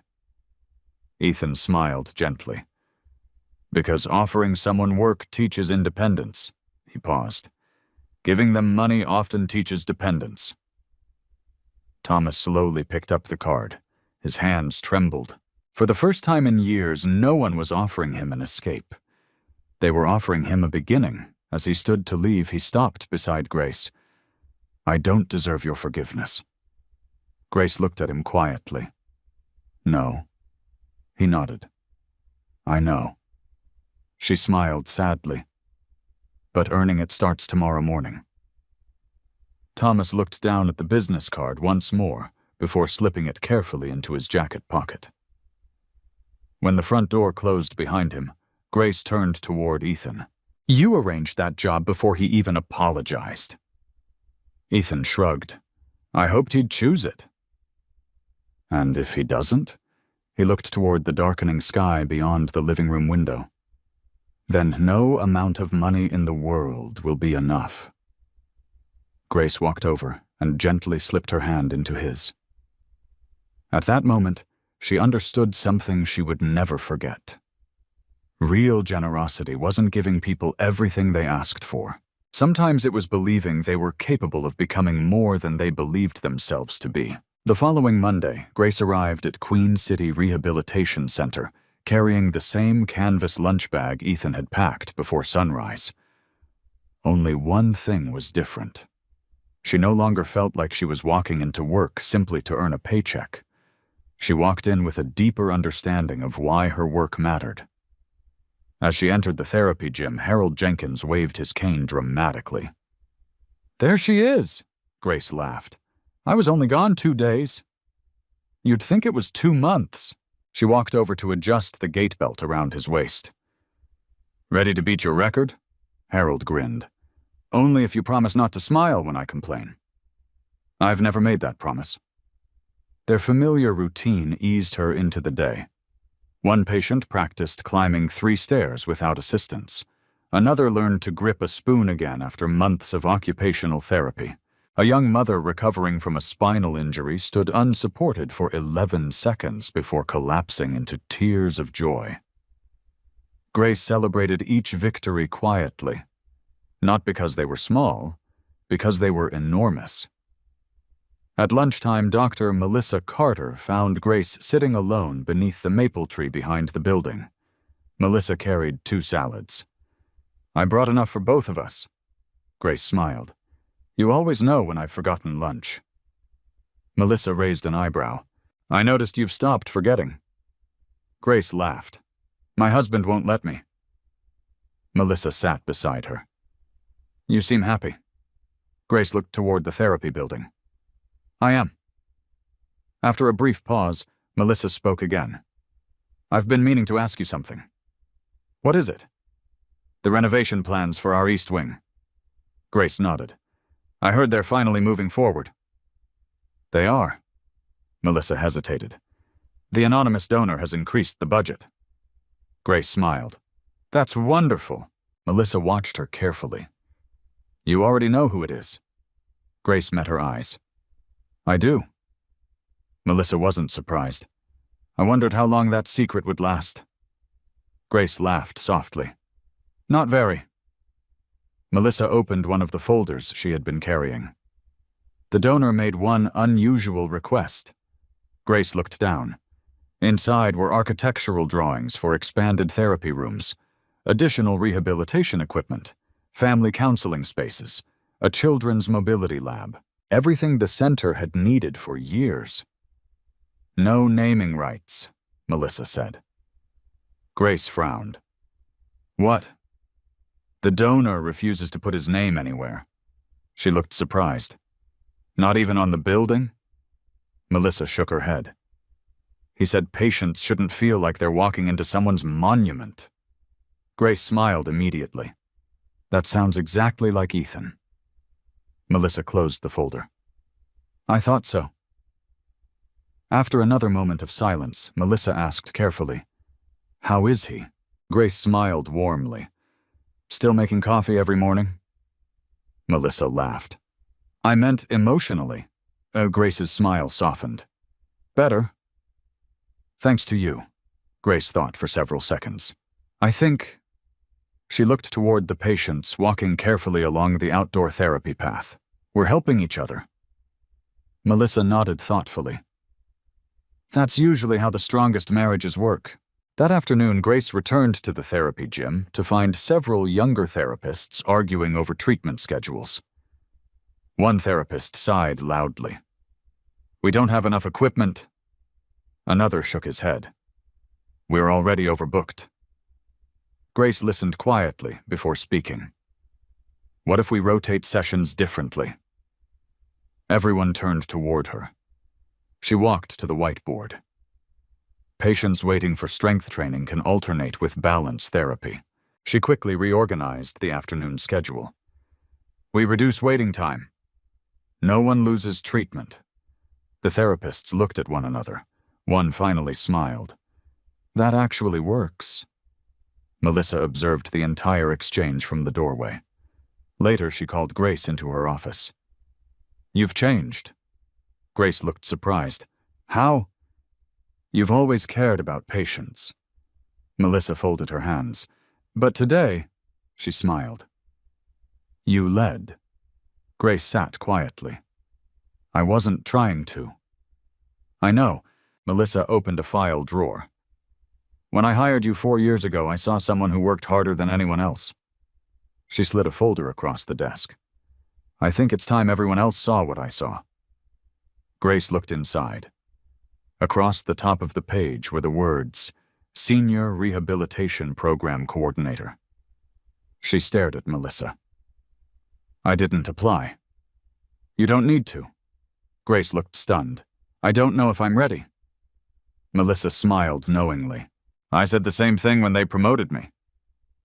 Grace laughed nervously. I still treat patients. You will. I don't want to spend my days behind a desk. You won't. Melissa leaned forward. I need someone who understands that therapy isn't just exercise. It's dignity. Grace smiled. She had used that exact word hundreds of times. I'll think about it. Melissa nodded. That's all I'm asking. That evening, Grace shared the news with Ethan while they prepared dinner together. She chopped vegetables. He needed bread dough. They offered you the position, he asked. They did. And I haven't answered. Ethan sprinkled flour across the countertop. Why? What if I'm not ready? He looked up. When you helped reorganize the therapy schedules today. Grace blinked. How did you know? Melissa had called him earlier. Not because he funded the renovation, because she was proud of Grace. Ethan smiled. Did anyone tell you to step in? No. You saw a problem? Yes. You solved it. I tried. He nodded. That's leadership. Grace leaned against the counter. I'm afraid I'll stop seeing patients. Then don't. She looked puzzled. People assume promotions change who they are. He smiled gently. They don't.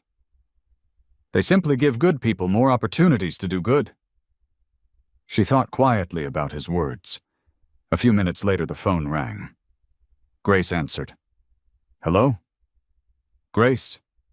It was Noah. "Everything okay?" His voice sounded excited. "Dad started work today." Grace looked immediately toward Ethan. "Really?" "He left before 6 this morning." "How did it go?" Noah laughed. "He came home exhausted." Grace smiled. "That's normal." "But he kept talking about the people he met." "What did he say?" "He couldn't believe how many workers used prosthetic legs." Grace's expression softened. "He said one guy climbed scaffolding faster than anyone else." She glanced toward Ethan. "He told Mom—" Noah paused. "That maybe he'd been wrong about what strength really looks like." Grace felt unexpected tears forming. After ending the call, she quietly repeated Noah's words.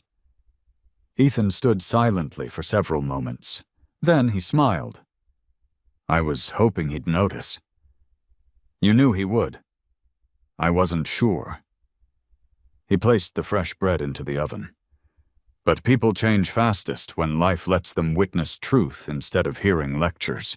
Grace walked over and wrapped her arms gently around him from behind. "You planned more than I realized."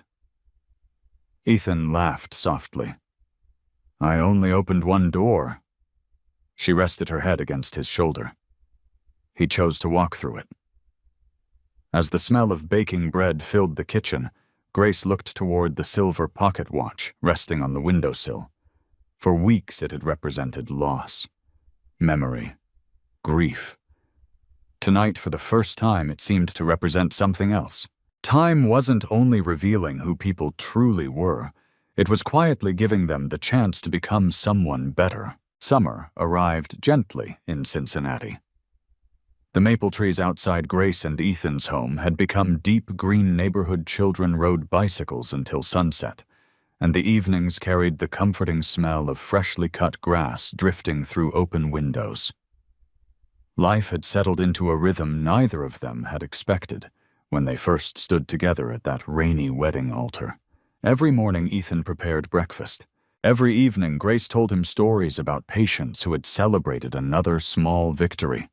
Sometimes they talked for hours. Sometimes they simply sat on the porch with 2 cups of tea, watching fireflies appear above the backyard. One Saturday morning, Ethan spread several folders across the dining table. Charts, maps, financial reports, community surveys. Grace walked in carrying blueberry muffins fresh from the oven. She stopped when she saw the paperwork. "Planning another project," Ethan smiled. "I was hoping you'd help me." She sat beside him. "What is all this?" He slid one report toward her. "Ohio has more than 30 counties with almost no affordable mobility services." Grace scanned the numbers. Many families waited months just to receive a wheelchair evaluation. Children often outgrew prosthetic limbs before insurance approved replacements. Adults living in rural towns drove 3 or 4 hours for a single therapy appointment. She looked up slowly. "I knew access was difficult." "I didn't realize it was this bad." Ethan nodded. "Neither did I." "What are you thinking?" He hesitated. "I've spent years building equipment." She listened carefully. "But equipment isn't enough." Grace leaned forward. "No, it isn't. If people can't afford it, or don't know how to use it, it becomes another machine sitting in storage." They looked at each other. Grace suddenly smiled. "I have an idea." Ethan reached for a notebook. "I'm listening." She stood and walked slowly around the dining room while organizing her thoughts. "Everyone keeps asking the wrong question." "What question?" "How do we give people more money?" Ethan nodded thoughtfully. "And that's the wrong question?" She smiled. "I think the better question is," she paused, "how do we help people stop needing charity?" Ethan lowered his pen. "Go on." Grace began speaking more confidently. "What if we created regional training centers? Not just therapy." She counted on her fingers. "Vocational education. adaptive technology, job placement, family counseling, transportation support. She looked toward Ethan. And every person who graduates agrees to mentor someone else.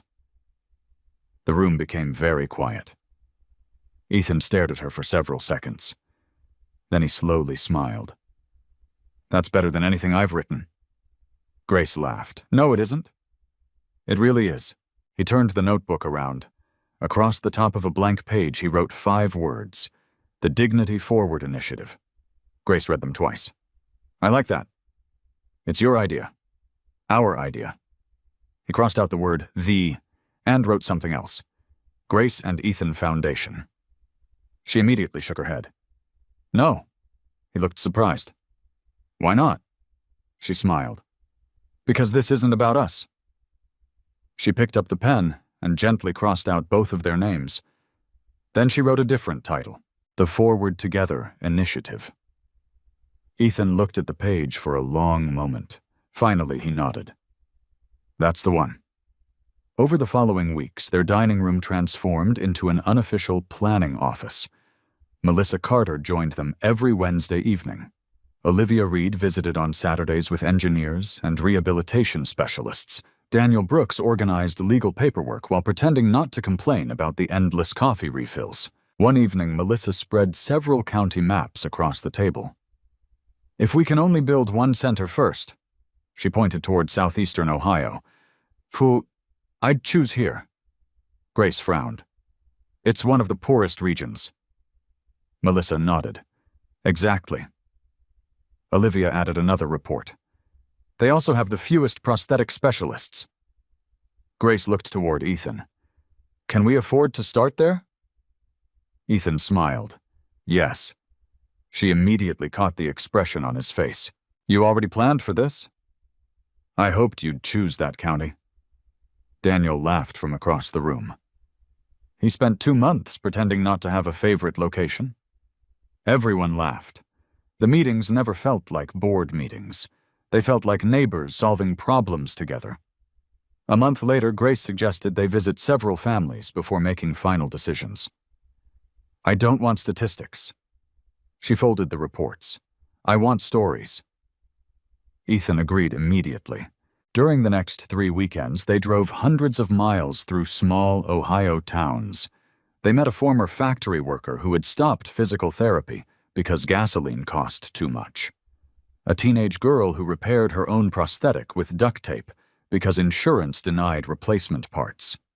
A single father who pushed his adult son in a manual wheelchair across gravel roads because no accessible transportation existed. Grace listened more than she spoke. She wrote names instead of numbers, birthdays instead of diagnoses, dreams instead of disabilities. On the drive home after their final visit, neither spoke for nearly 30 minutes. Eventually, Ethan broke the silence. What are you thinking? Grace looked out the window. None of them asked for money first. He nodded. They asked for opportunity.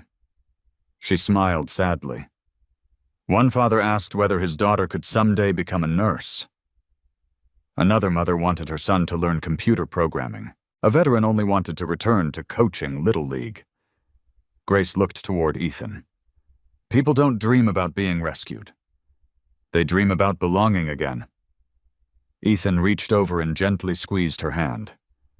That's exactly what we'll build. Several weeks later, the planning committee gathered inside the unfinished building that would become the first Forward Together Center. Dust floated through sunlight streaming from broken windows. Construction workers measured walls. Electricians installed wiring. Everything smelled like fresh lumber and concrete. Grace walked through the empty space, imagining children laughing in the future therapy gym, parents drinking coffee while attending support groups, teenagers learning trades, adults interviewing for jobs. Melissa stood beside her. You see it already. Grace smiled. I do. Olivia joined them carrying a large blueprint. We've added something. Grace studied the plans. A large room near the entrance. Community workshop. She looked puzzled. What's this? Olivia smiled. Ethan insisted. Ethan walked over. I kept thinking about my father. Grace looked at him. He taught me to repair almost everything. He rested one hand on the blueprint. So every center should have a place where people teach practical skills. What kind of skills? Wheelchair maintenance, basic carpentry, home repairs, financial planning. Anything that helps someone rely less on luck. Grace smiled warmly. That's exactly what Richard Caldwell would have wanted. Ethan looked surprised. You've never even met him. She glanced toward the silver pocket watch resting in his pocket. I've been meeting him for months. Late that afternoon, before everyone left the construction site, Grace walked alone into what would eventually become the children's therapy room. The walls were still bare, the floor unfinished. Yet she could already imagine hope filling the empty space. Ethan quietly joined her. No furniture. No equipment. No patience. He smiled. Not yet. Grace slipped her hand into his. One day, she looked around the room. Children will walk in here believing their lives are over. She turned toward him. And they'll leave believing their lives are just beginning. Ethan looked at her with quiet admiration. For years he had believed innovation changed lives. Grace had shown him something even greater. Compassion gave innovation its purpose, and together they had finally begun building something far more valuable than a successful company. They were building a place where dignity would always arrive before pity. Autumn arrived almost unnoticed. The maple trees that had shaded Grace and Ethan's porch through the summer now glowed in shades of crimson and gold. Cool mornings replaced humid afternoons, and the smell of cinnamon seemed to drift from every neighborhood bakery in Cincinnati. Nearly 8 months had passed since the wedding that neither of them had chosen. Looking back, Grace sometimes found it difficult to remember the frightened woman who had walked down that church aisle believing she was sacrificing her future. Now every morning began with laughter over coffee. Every evening ended with conversations that neither of them wanted to rush. One Saturday afternoon, Ethan suggested they visit the Remotion Innovation Lab. I want to show you something. Grace smiled. You've been saying that all week. It'll make sense when you see it. When they arrived, Olivia Reed greeted them with a grin. I've been keeping a secret. Grace laughed. You too. Olivia nodded towards the workshop floor. Come with me. The familiar building looked busier than ever. Engineers adjusted robotic braces. Technicians calibrated lightweight wheelchairs. Several young apprentices worked beside experienced mechanics, learning how to repair adaptive equipment instead of simply replacing it. Grace noticed one new face immediately. A man in a blue work shirt carefully measured aluminum tubing while consulting a set of drawings. He looked up.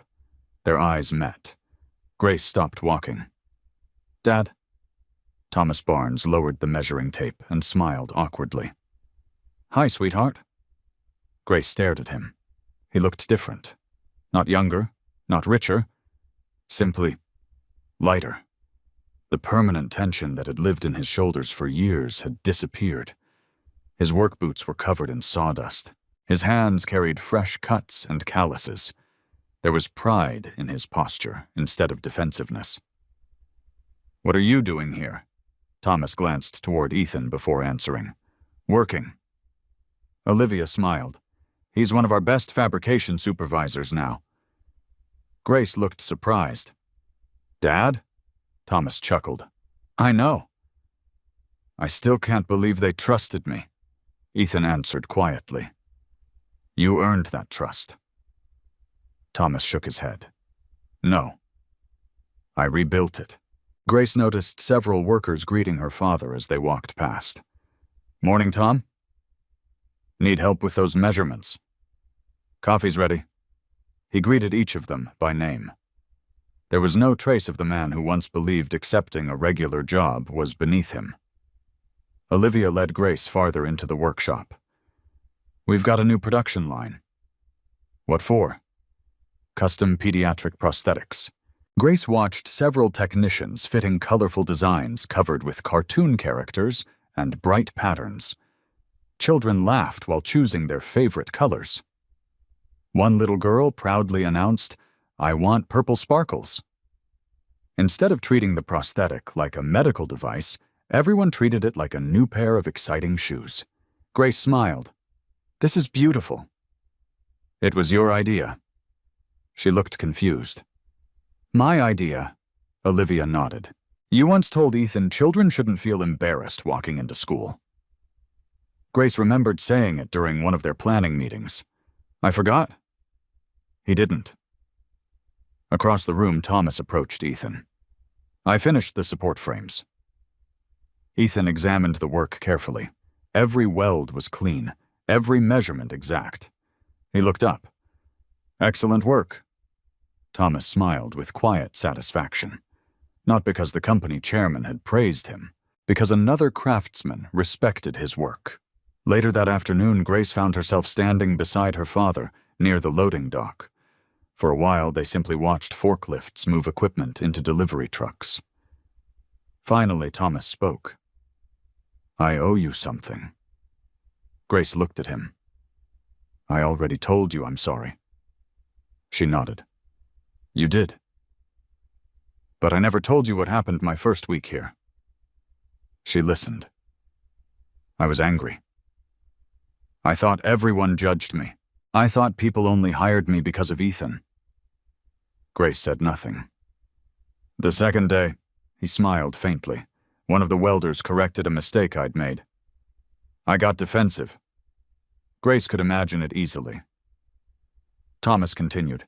"He looked at me and said," he laughed softly, "Around here we fix equipment.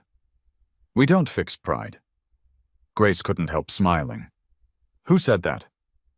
"An army veteran with one leg." Thomas looked down at his hands. "I realized I'd spent years feeling sorry for myself." He took a slow breath. "Meanwhile, the people I pitied every day were working harder than anyone I'd ever met."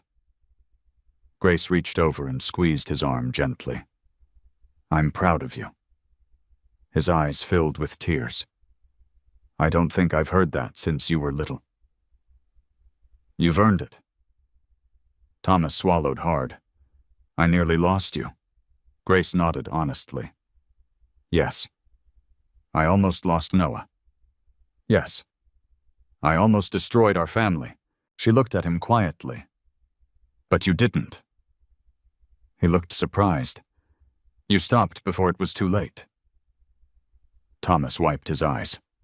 "I'll spend the rest of my life trying to deserve this second chance." Across the workshop, Noah walked through the entrance carrying a backpack filled with engineering textbooks. "Dad?" Thomas turned immediately. "There you are." Grace smiled. Noah had started visiting the workshop every weekend. His university had recently accepted him into a biomedical engineering research program. He hurried over to Ethan. "I finished the prototype." "You already—" Noah opened his backpack and carefully removed a lightweight adjustable handle designed for walkers. "I kept thinking about arthritis patients." Ethan examined the design carefully. "This joint moves much smoother." I changed the angle. Grace watched the two of them discussing engineering as equals. Months earlier, Noah had nearly abandoned college because of debt. Now he talked excitedly about designing mobility equipment that could improve thousands of lives. Thomas noticed her watching. "He wants to work here after graduation." Grace smiled. "I know. I told him to go somewhere bigger." "And," Thomas laughed, "he said this place already builds the future." Late that afternoon, before everyone went home, the workshop gathered to celebrate completing their 1,000th custom mobility device of the year. No speeches, no television cameras, just coffee, pizza, and tired people proud of meaningful work. One of the technicians raised a paper cup. 2 second chances. Everyone echoed the toast. Grace looked around the room. An engineer born without one hand, a veteran using a prosthetic leg, a former construction worker rebuilding his life, young apprentices learning skills that would serve communities for decades. None of them had been rescued by pity. They had been transformed by opportunity. As the gathering ended, Thomas quietly approached Ethan. "I've got something for you." From the bed of his pickup truck, he lifted a small wooden box, handcrafted, smoothly finished. Simple but beautiful. "I made it in the evenings." Ethan opened the lid. Inside, lined with dark blue velvet, was a perfect compartment shaped for the silver pocket watch. Engraved beneath it were the familiar words, "Time reveals who people really are." Ethan looked up, unable to speak. Thomas smiled nervously. "I figured," he cleared his throat, "something that important deserved a proper place." For several long seconds, Ethan simply stared at the box. Then he carefully placed the pocket watch inside. It couldn't have a better home. Thomas's eyes glistened. Grace stood quietly beside them, realizing that the greatest repair taking place inside the workshop had never involved prosthetic limbs or wheelchairs. It had happened inside hearts that had finally learned the difference between pride and dignity. And that kind of restoration would last far longer than any machine they could ever build. The grand opening of the first Forward Together Center took place on a crisp October morning, exactly 1 year after Grace Barnes had walked into a small church, believing her life was over. Now she stood beneath a wide blue sky instead of stained glass windows. The building before her was nothing extravagant. Its architecture favored warmth over luxury. Large windows filled every therapy room with natural light. Wheelchair-accessible gardens surrounded the entrance. Children's murals painted by local students brightened the walls instead of expensive artwork. Above the front doors hung a simple bronze sign, "Forward Together Center." No founder's name, no billionaire's surname, no corporate logo. Only the mission mattered. Families had begun arriving more than an hour before the ceremony. Parents pushed strollers beside children wearing colorful prosthetic legs.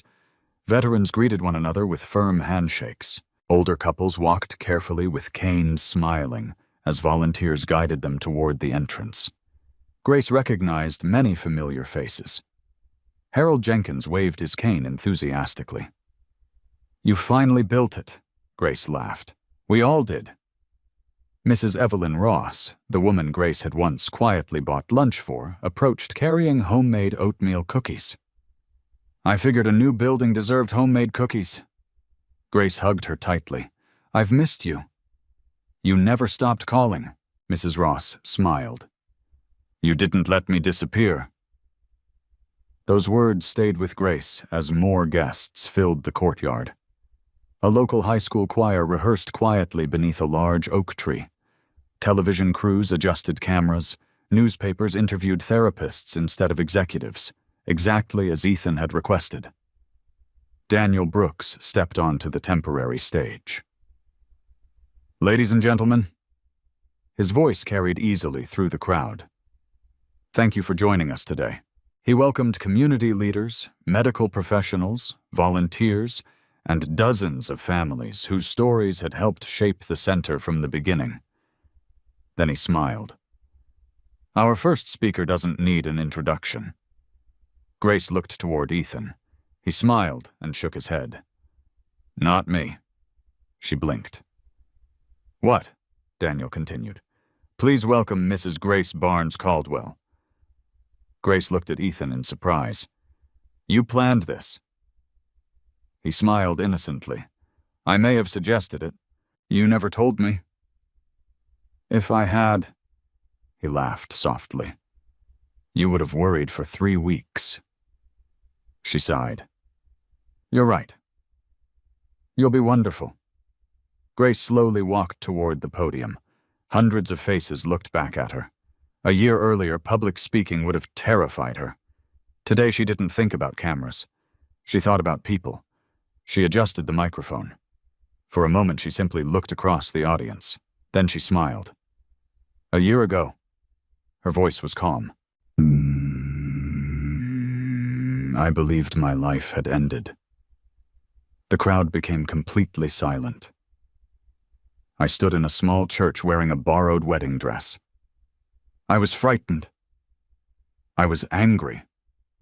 I believed I was losing every dream I'd ever had. She paused. I thought I was marrying a man because my family owed money. Several people exchanged quiet glances. Grace continued. I couldn't imagine that the greatest gift waiting for me had nothing to do with money. She looked toward Ethan. It was respect. The word echoed softly through the courtyard. The first morning after our wedding, she smiled. My husband made breakfast. Gentle laughter spread through the audience. He didn't ask me to quit my job. He didn't ask me to become someone else. He simply treated me like my choices still mattered. She looked back towards the crowd. I've spent my career helping people regain strength after injuries. I thought rehabilitation meant teaching muscles how to work again. She shook her head gently. I was wrong. Real rehabilitation begins when someone looks at another human being and refuses to define them by what they've lost. Many people nodded quietly. Grace noticed several parents wiping away tears. She continued. Some people looked at Ethan and saw crutches. I looked at him and eventually saw kindness. Some people saw wealth. I saw discipline. Some people admired success. I learned to admire character. She took a slow breath. This building wasn't created because one wealthy man wrote a check. It exists because hundreds of ordinary people believed every person deserves dignity before pity. The audience applauded, not loudly, warmly, sincerely. Grace stepped away from the microphone. As she returned to her seat, Ethan quietly whispered, "I'm proud of you." She smiled. "I learned from the best." Daniel returned to the stage. Our next speaker, he smiled toward Ethan, is someone who almost declined. Laughter spread through the audience. Ethan slowly approached the podium using his crutches. Unlike Grace, he stood silently for several moments before speaking. I've spent years giving interviews. He looked toward the journalists. They usually ask about technology, business, growth. He smiled faintly. Today I'd rather tell you about my father. His hand slipped into his jacket pocket. The familiar silver pocket watch appeared. Many people in the audience had never seen it before. Grace watched quietly from the front row. Ethan opened the watch, carefully, almost reverently. Sunlight reflected softly from the worn silver surface. Inside, the tiny photograph of Richard and Benjamin remained exactly where it had always been. So many people have asked me why I still carry this old watch. His voice grew softer. My father gave it to me the day I became chief executive. He told me something I didn't understand until years later. He lifted the watch slightly. Time reveals who people really are. Silence settled over the crowd. I thought he meant success would expose dishonest people. He smiled sadly. I was wrong. He meant that enough time eventually strips away titles. It strips away wealth. It strips away fear. And if we're fortunate, his eyes found Grace. It reveals the people willing to love us after everything unnecessary disappears. Grace felt tears filling her eyes. Ethan closed the watch gently. My father never met Grace. I wish he had. A small laugh escaped him. He would have liked her immediately. The audience smiled. Because she reminds me of the lesson he spent his entire life trying to teach. He looked across the families gathered before him. The measure of a life is not how many people admire you. It's how many people walk away believing they matter because they met you. For several seconds, no one moved. Then applause slowly filled the courtyard. Not the loud, roaring applause reserved for celebrities, the kind that comes when people recognize truth. After the ribbon-cutting ceremony, families entered the building for the first time. Children raced toward the colorful therapy gym. Parents toured vocational classrooms. Veterans explored adaptive workshops. Grace wandered quietly through the halls. Everywhere she looked, she saw conversations, hope, laughter, possibility. Near the entrance, she noticed the handcrafted wooden display box Thomas had made. Inside rested Ethan's silver pocket watch. Not locked away, not hidden, displayed beside a small bronze plaque. Time reveals who people really are. Below it, another line had been added. May this place help every person discover their worth. Grace stood silently before the display. Moments later, Ethan joined her. You left it here. He nodded. I think it's where Dad would have wanted it. Grace looked surprised. You've carried it every day for years. I know. Aren't you afraid? Ethan smiled gently. No. He looked around at the families filling the building. I don't need to carry the lesson anymore. He reached for Grace's hand. Now? He smiled. No, we're living it.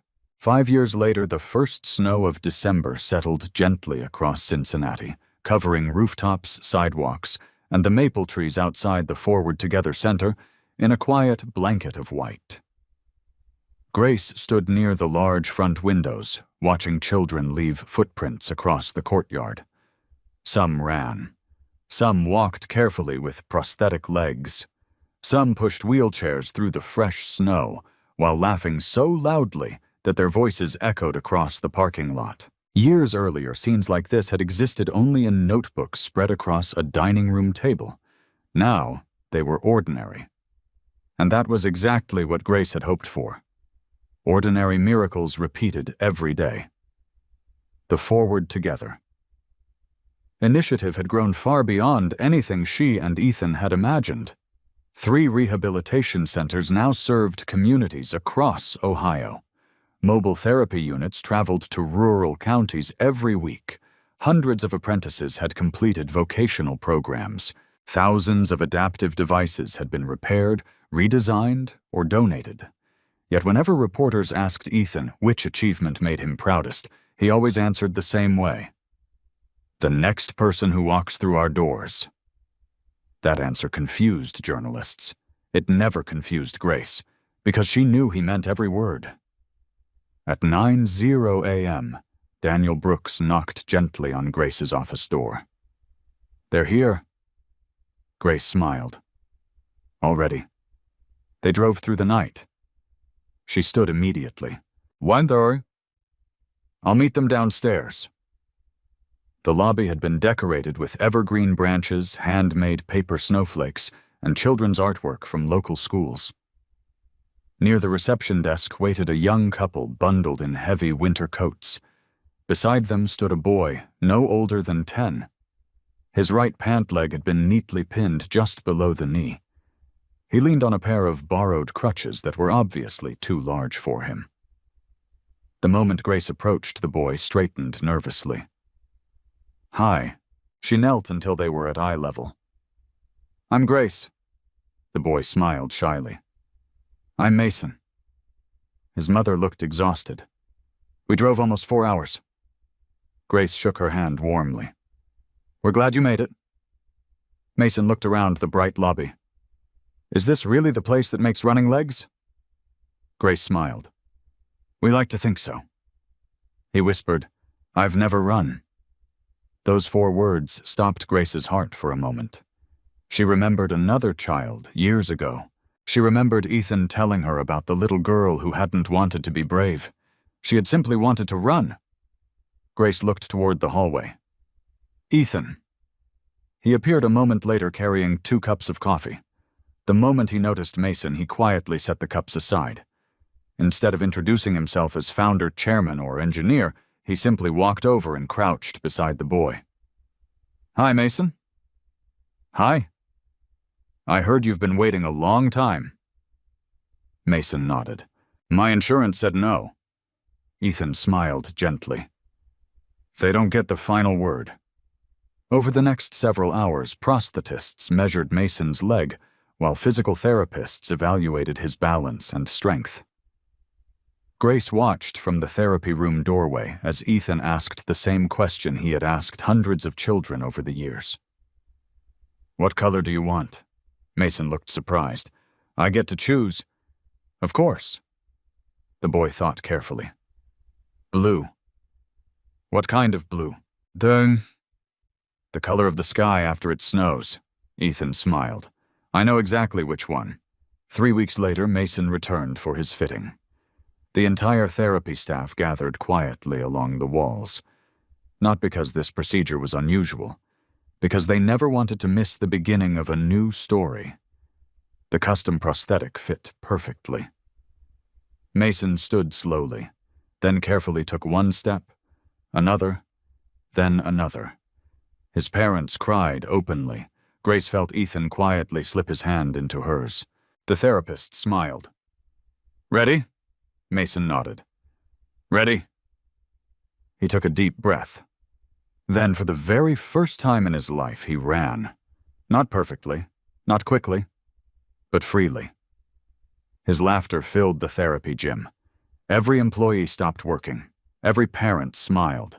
Every child waiting for treatment began clapping. Mason turned around halfway across the room. "Did you see that?" Ethan laughed. "I sure did." "I was running." "You certainly were." The boy threw his arms around Ethan without hesitation. "Thank you." Ethan gently hugged him back. "No," he smiled. "Promise me something instead." Mason stepped back. "What?" "When you grow up," he looked into the boy's eyes, "help someone else take their first step." Mason nodded immediately. "I will." That afternoon, after Mason and his family left, Ethan walked quietly toward the wooden display case near the entrance. The silver pocket watch still rested inside. 5 years earlier, he had believed he was leaving it behind forever. Today, he understood something different. Some lessons weren't meant to stay inside glass. Grace joined him. "You've been thinking about your father?" He smiled softly. "I have." She noticed him unlocking the display case. Carefully, he lifted the old watch into his hands once more. The silver had become dull with age. The tiny photograph inside had faded even more. But the engraved words remained clear. Time reveals who people really are. Just then, Daniel approached. Mason forgot something. He held out a small, knitted winter hat. Grace smiled. "I'll catch them." Before she could move, Ethan stopped her. "Wait." He looked toward the parking lot where Mason stood beside his parents, staring back through the glass doors at the building one last time. Ethan walked outside. Snowflakes drifted quietly around them. "Mason." The boy turned. "You forgot your hat." He laughed. "I always forget things." Ethan smiled. "So did I." Then, after a long pause, he held out the silver pocket watch. Mason's eyes widened. "I can't take that." "I'd like you to." The boy looked frightened. "It looks important."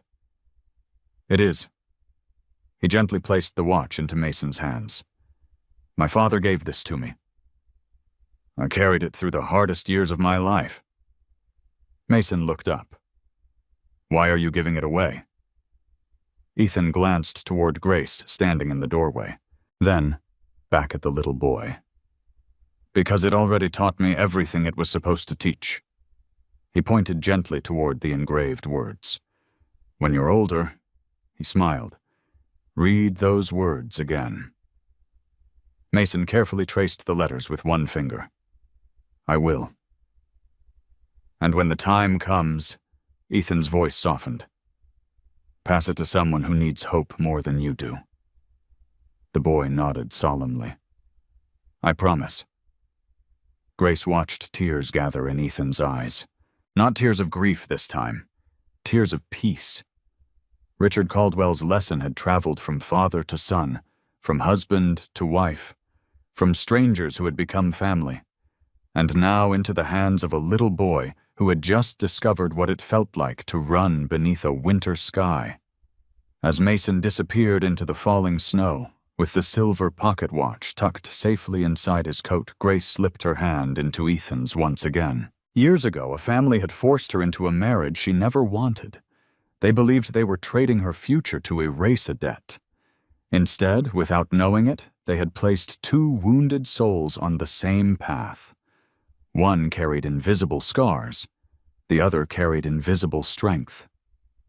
Together, they discovered that the greatest fortune in the world was never measured by wealth, power, or success.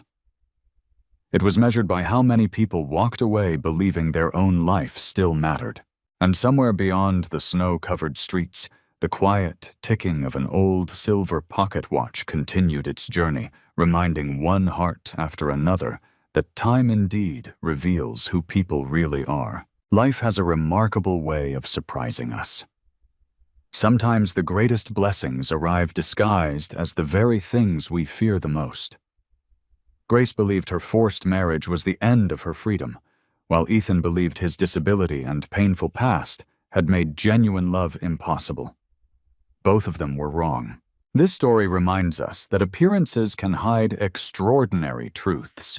A person's value is never determined by wealth, physical ability, social status, or the opinions of others.